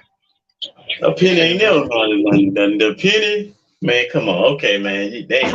I ain't gonna cry with no penny. Man, I'm 8 cents short. Okay, that's cool. That's fine. That's fine. I see you $10 short of $5 now. Goddamn, man. $5, yeah. Nah, but I can give you $1, man. You better take something, put something back. Yeah. Depends on what you're buying, though. If you buying a lot from it, I see you trying to empty your pockets and shit. Okay, man, I can work with you. And I do that now. Yeah, I agree. I do that now. I work with anybody that's trying to work with me. Mm-hmm. And my problem is I love doing business with us, man. I ain't some people you need to just branch out, man. I ain't comfortable with branching out. I am, but I ain't. I love my people, but they get on my nerves, but I love them. For sure. I can't stand what street niggas be want to tell somebody else what to do. But you need to branch out, man. Yeah, man. I love my people so much, man. I love our money so much, shit. But I guess I got to. But I don't know. I ain't learned my lesson yet. So shit. Man. I love my people, man. I love all of us. Salute to the coach in the house too, man. Who that? Yeah. To the coach. Yeah. And like I said, man, I don't pretend to know everything, but what I do know, I apply. Combat sports, salute. You got some people that know everything and don't apply nothing. Just be agents and shit. Man, I wouldn't be giving no money to them motherfuckers, man. Man, one time they try to steal all my shit. Woo! I learned one thing about this some years. I learned all through my years in this city, man. Memphis is nothing more than a crab in a barrel population. Well, they set it up like that, man. That's why they got all the streets named like auction and stuff like that. Auction where they auction off the slaves and stuff. It's like that, man. It's set up like that. You know, Looney, they got a street called Looney. For all that, boy. I ain't got time for all that. We got a street called Looney. Like, damn, Looney. I ain't got time for all that reading shit, man. Man, I got better things to do, man, besides reading, man. Everybody be talking about somebody read fundamental, man. It ain't fundamental to me. How's it gonna be? Wait a minute. How's it gonna be fundamental to me if it ain't fundamental? If reading ain't fundamental with my pockets, man. I ain't got time for y'all doing all that reading, man. Fuck that shit, man. Hey, Craig, man. Y'all, man. You invite y'all make a show, man. Then invite me. But man, I still with my chain, though, Craig, man. Hey, Craig, I know you know my chain, man. This you know my chain, though, man. This chain. I want my chain, man. My chain, nigga. You know my chain, nigga. You know my chain. I don't know where your chain is, nigga, but I heard about your chain get stolen, nigga. You better take your ass. You better take. You better take your ass. You better take your ass back out. You better drive your ass out to South Parkway in Kansas. That's I don't want to go there. I don't want to go there. If my chain over there, fuck that. You had that motherfucker.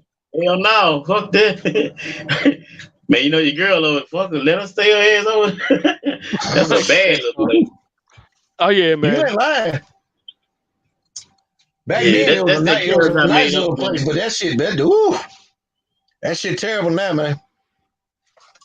I made that up to fuck with Craig. I forgot the guy. And I ain't even named him. I just made a thug character because I know Craig hate thugs. And I be fucking with him. I wouldn't say hate the word. Them the only people I can't stand to be around. I couldn't see how my apostles be around. To be honest with you, they ain't hard to figure out, man, because you know us. You know how we are, man. Us as black, we love we got that. We need that validation. So we like the people to see what we doing and shit. So the streets ain't hard to figure out. That's why I tell folks, streets ain't hard, right? Because people we be showing you what we doing. We don't never keep shit a secret until somebody come around you don't know, and you just like, what you the police? You the police, nigga? No. Oh yeah. What you mean? I'm not the police. I'm somebody want to buy some weed or you know. Hey, one time, man, I went. Speaking of South Parkway in Kansas, that's why I say some parts of South Park of Kansas further down, all right. It's just over there by Carver and Riverside that you got to worry about. Between Florida and Kansas, everything all right. Shit. Where you get that from? Well, the last time I was down there, I took my mama over there. She was like, God damn. Yeah. Wait a minute. And for the record, I drove down there. I drove down there for a weekend. Man. I went over there and gave this girl a shirt. There's some apartments over there off Kansas. I forgot what the name of it, but the yellow. Man, my mama was like, Lord. I know what you're talking about. Yeah, she was like, Lord, son. Woo-wee. Yeah, them motherfuckers is bad. Them motherfuckers is still bad over there, but I had it was a girl a while back. It was a girl I was dating. Because she lived off of Florida, off on Kansas, and there was another street. And I fucked around, and went to. Now I did go the right way, but it was some niggas outside. I said, "Hey, y'all know a chick named so and so. Man, what you must be police, nigga? What? You police or something, nigga? And you know they look like they look at you up and down and all this other shit." I was like, no. I said no. If I was, you'd be arrested. Your ass gonna get robbed. but still though, man. Wait, but hold on, but the nigga like, man, but still though, we ain't, man. You is you police though? What the fuck you want with my sister though, nigga? Like I'm gonna tell you if I am, goddammit. Yeah, I'm police. So I'm like, bro, I'm checking out. But then one of his partners is like, man, lay off that man. That man, he live over, and I don't know what he whispered in that man's ear. He whispered something.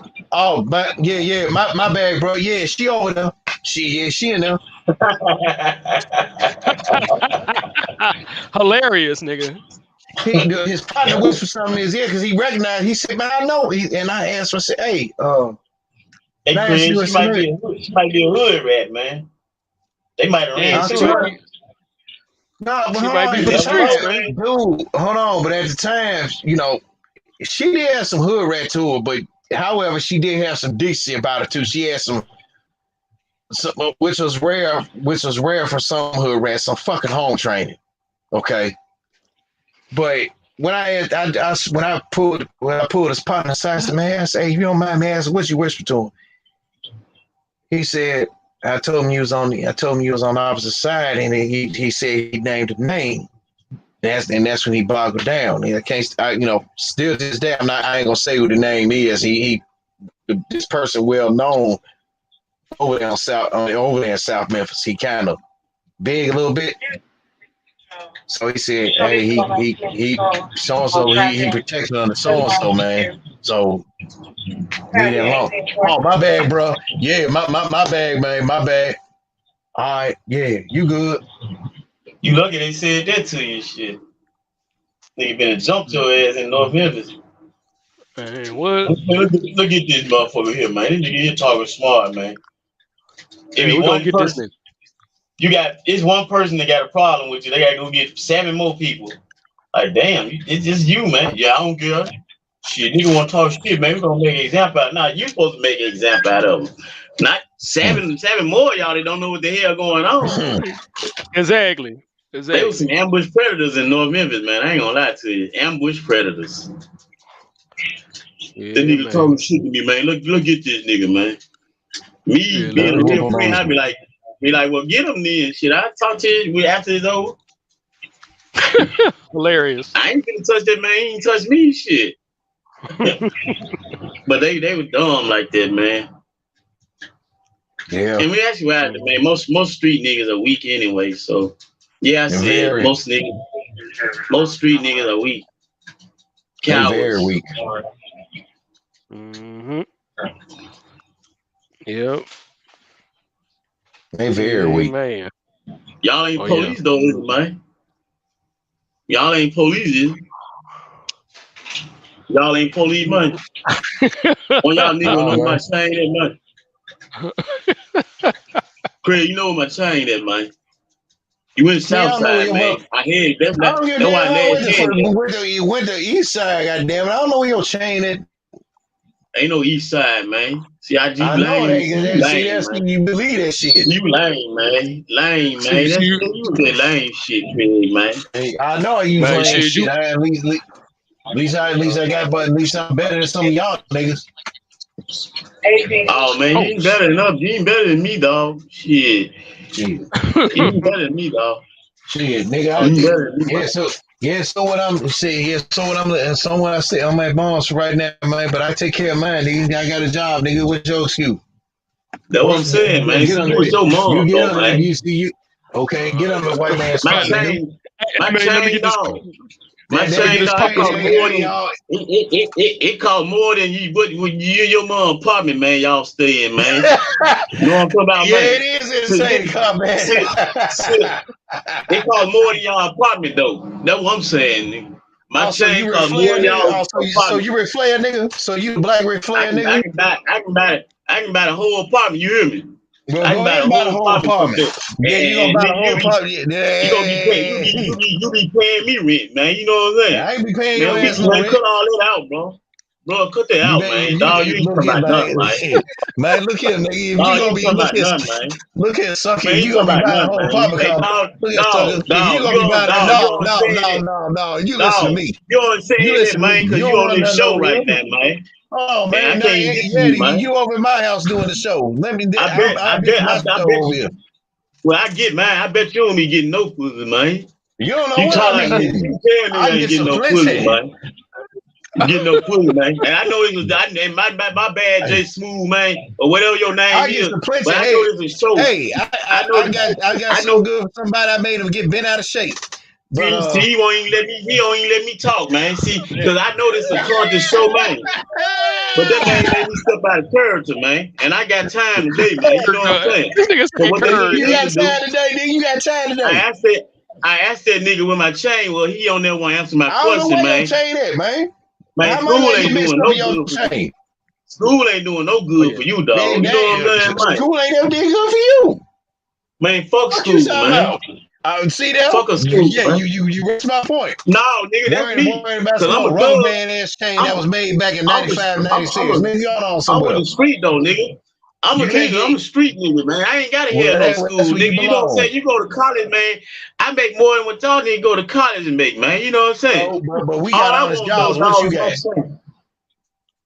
I got a job. You worried about a rubber band chain that been gold. I ain't a rubber band chain, dog. Gold, nigga. Shit. Ain't a rubber band chain, man. My cousin, uncle, sister gave me a chain, man. Wait, yo, what? My cousin, uncle, sister, nigga. See, your ass don't be listening, man. My cousin, uncle, sister, nigga. If anybody real listen, man, my cousin. What the hell your cousin, my uncle, cousin, sister giving you your chain? My cousin, nigga. My cousin, uncle, sister, nigga. But nigga, I'll tell you where the fuck is it. I'll tell you where it's at. It worth something to me, man. That's all I'm saying, my nigga. Well, I found out where your chain is at, nigga. Why you talking? It worth something to me, man. I know it's worth something to you. If you shut your ass up, I'll tell you where your chain. No, nigga, you can't win the argument, man. You can't win, man. You can't win, dog. You don't know what you're talking about, man. Man, hey, you don't know what you're talking about, man. I just found out your chain over at that damn pawn shop off of Hickory Hill, motherfucker. Hey, what your name is? Jay Smooth. Man, go ahead and talk, man, because this nigga ain't talking about nothing, Jay Smooth, man. He ain't talking about nothing, man. Hilarious. You better take your ass to that pawn shop over on Hickory Hill, get your chain. That's where it's at. No, I don't go to no pawn shop, dog. You hear me? That's where your chain is. That's where somebody pawned your chain in, fool. No, nigga, if you know what it is. Nigga, I told you the police, man. You know everything, man. Nigga, you know what I'm saying? Hold on, I ain't gotta be police. The streets when I see you, when I see you, dog. Hey, when you see me, you ain't gonna do shit. You know, when I see you, dog, it's gonna be on, man. That's all I'm saying. What you gonna do? You gonna jump up and hit me? I thought an apartment said you said something. You know what I'm saying? Yeah, I thought apartment said something. Yeah, you know what I'm saying? Your chain at the pawn shop, nigga. What's going on? You in an apartment. You know what I'm saying, dog? You in an apartment, dog. I'm in a townhouse in a house. Rent free, you know what I'm saying? Rent free, you know what I'm talking about. That's still the same, nigga. The townhouse and the house is still the same. No, nigga. It ain't yours though, nigga. You know what I'm saying? It ain't yours. You gotta raise your hand, ask your mama, can you go out the apartment, man? I get up and leave, you know what I'm saying? That's grown man status, you know what I'm saying, man? I get up and leave my mom's house, nigga. Dog, you don't get up and do nothing, dog. Matter of fact, I know who sold you the car, my nigga, man. So you need to be grateful, man. I know who sold you the car, man. Damn. I know because they sold me the chain, man. Damn, he sold you the chain too? They sold me the chain, man. Man, let me hang this phone up, man, before I get hot, man. Weak ass. I'll hang up, man. Hang up, nigga. That was fun. Cut. Fucking cut. That cut ass, hey, nigga. Jimmy. That was playing, man. We playing. Nigga. Craig gave me the green light.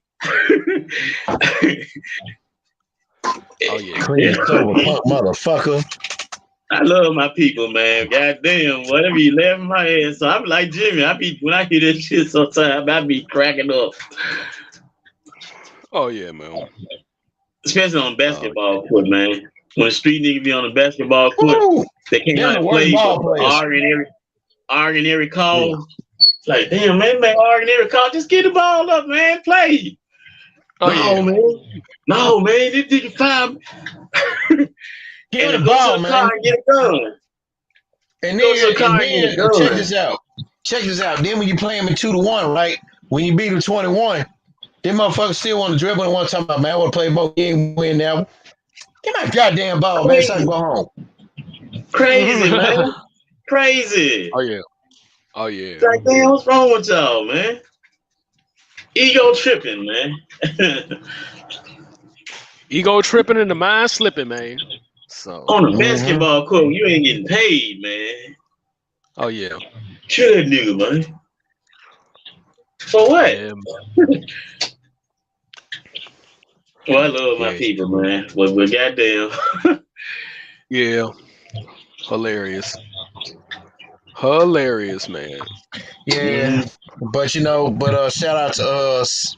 What he's a coach, right? Coach Sheldon Harrison, man.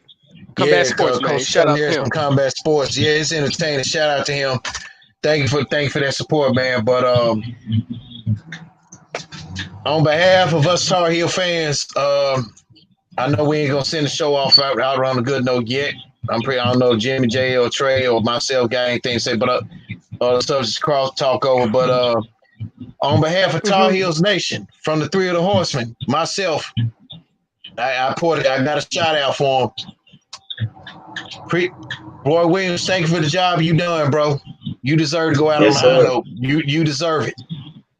Even though we had our criticisms about you, you have always and always have been one hell of a coach. And I think Dean Smith had wanted you to take this job all along.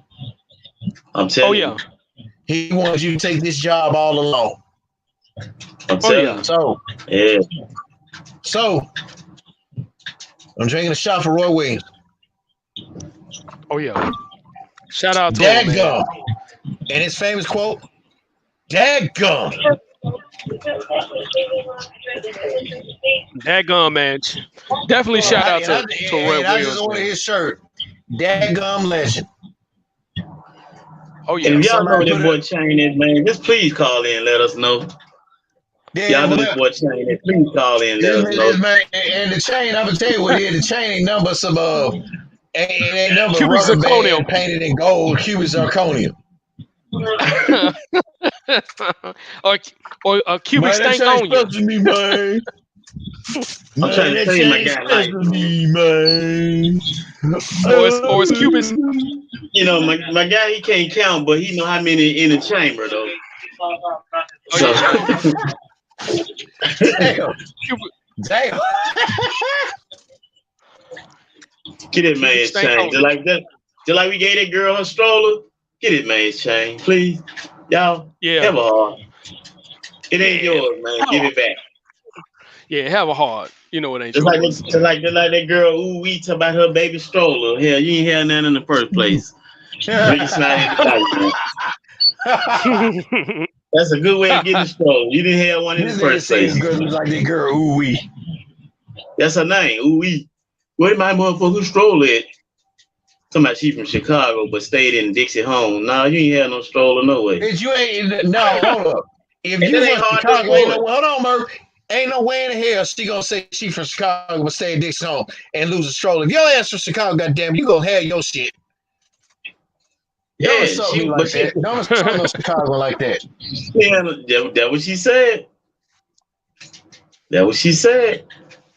But get it, man, this chain though. Anybody, if you find it, it's not yours. His uncle's cousin, sister, grandma gave him that chain. No, it was his. Damn, I forgot what he was too. But somebody gave it to him, and just let's be good Samaritans and give it back. Grandma gave him that chain, man. Nah, it wasn't grandma. I think he would have clowned a little bit more. Gave him that chain, man. Get that money. Maybe Debo, man. Maybe Debo. Maybe Debo now. Are you serious? Maybe somebody took the chain. Somebody, yeah, maybe he took it. Whoever got this man's chain, and shout out to Coach Sheldon Harrison, no comparison to Combat Sports. If you know who took this man's chain, work your magic, man, and find out who took this man's chain. Please, man, because I don't want my guy to be, I don't want him to be raccoon, Hey, my grandma, my cousin, uncle, my uncle, sister gave that chain, man. This is guy. He might not know 1 + 1 is 2, but like Freddie, he'll come for you. But you know how many rounds in the damn gun? Yeah, you know how many in the chamber. But like what? You know how many in the chamber. Oh yeah. You know how many rounds in the chamber. How many I got in this chamber? 6. Damn. Nigga ain't lying. I got 6 in the chamber. Hilarious, man. Y'all. We're gonna stop talking about him because he should probably call in again. Man, she need to stay off of that motherfucker's shit. Piece of shit. Oh yeah. Don't make no sense to clown on some material thing like that, man. I agree. You can't take it with you when you die, so it's not your chain. So yeah, you can always buy another one. Oh yeah. So technically, it's nobody's chain. Boom. Yeah, man.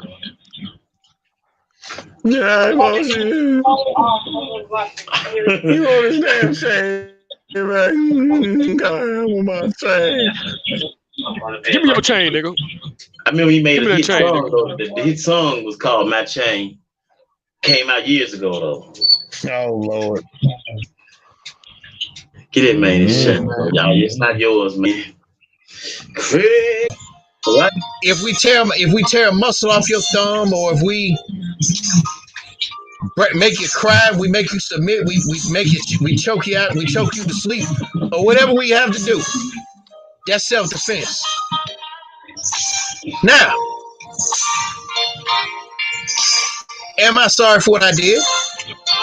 Yes.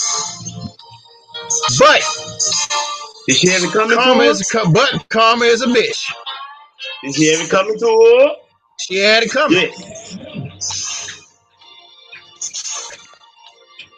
Never again. This goes for a nigga too. If you want to start something with me, I will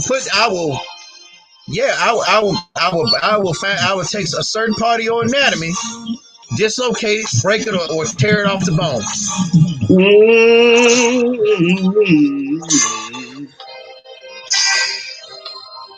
So that means now that I said all these people, in this confession time, go on our Cash Apps or whatever you can on the Jim J. Smooth's Cash App, and please donate to the Horseman Confession Fund. Boy, you ain't shit. Because all confessions that's held up inside will not clean your body. But once they're outside, you're free. See what we're trying to do? So what we're trying to do, all proceeds go to our Keep Your Hands to Yourself Foundation. Teaching crazy bipolar grown folks. Keep your hand to yourself. Yes. Keep your hand to yourself.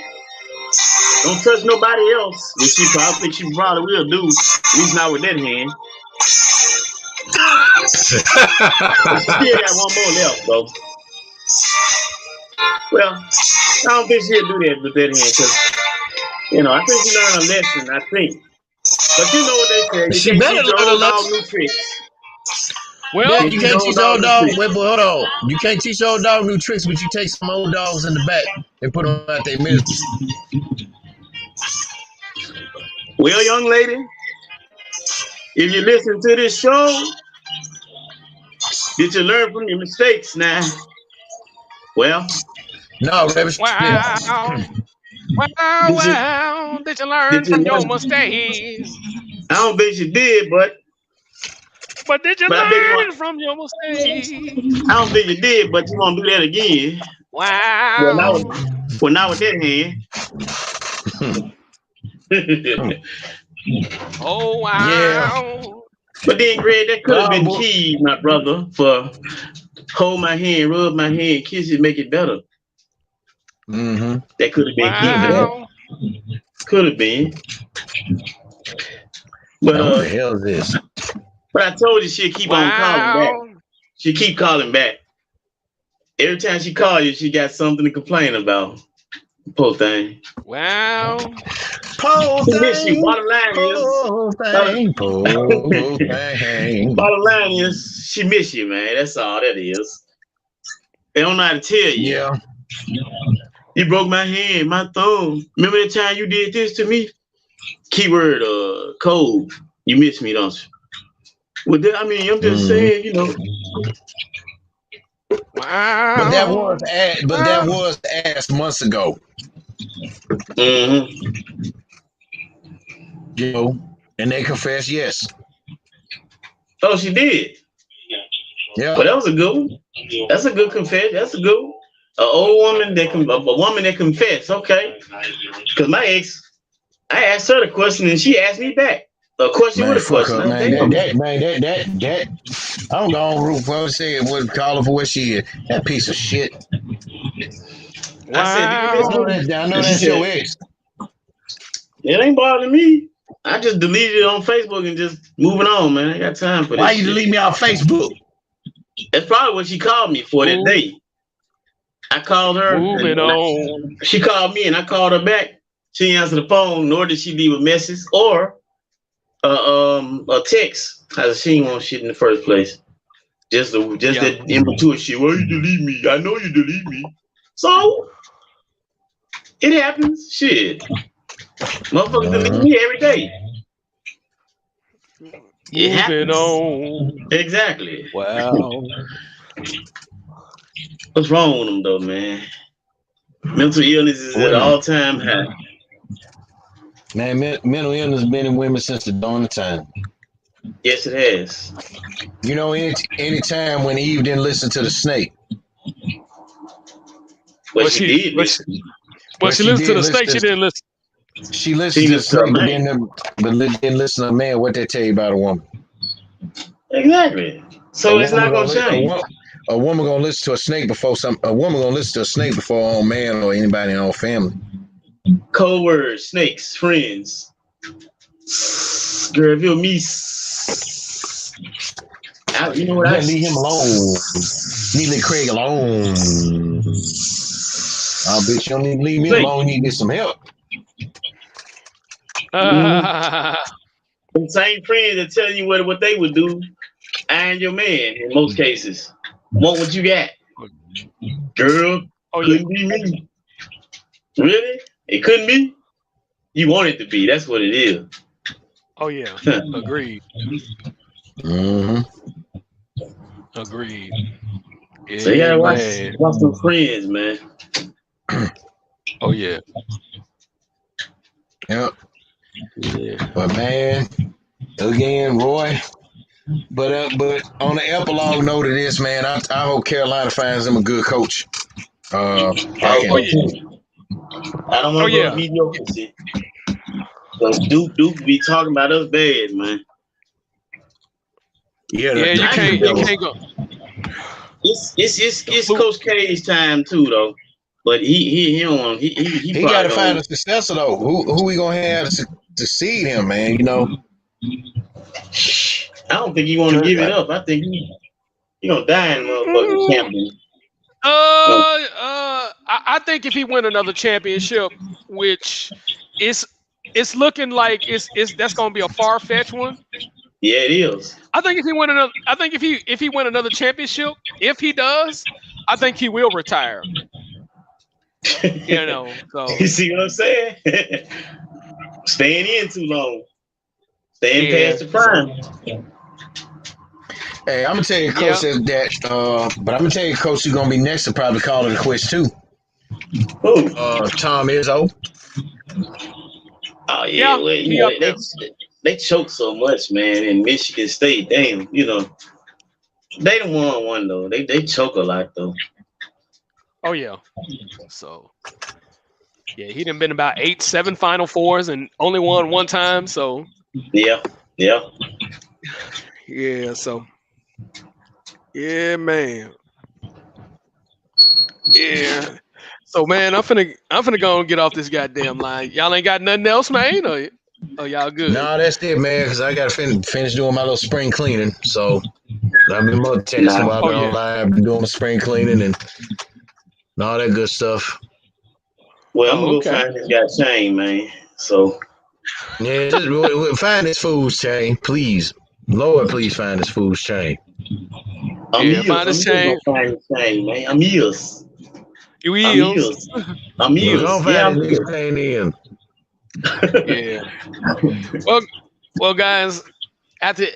Once again, this your boy live and direct and full effect out the 832 with my boy out the 662, my boy out the 901. That North, throw your thumbs up, man, and y'all already know how we do, man.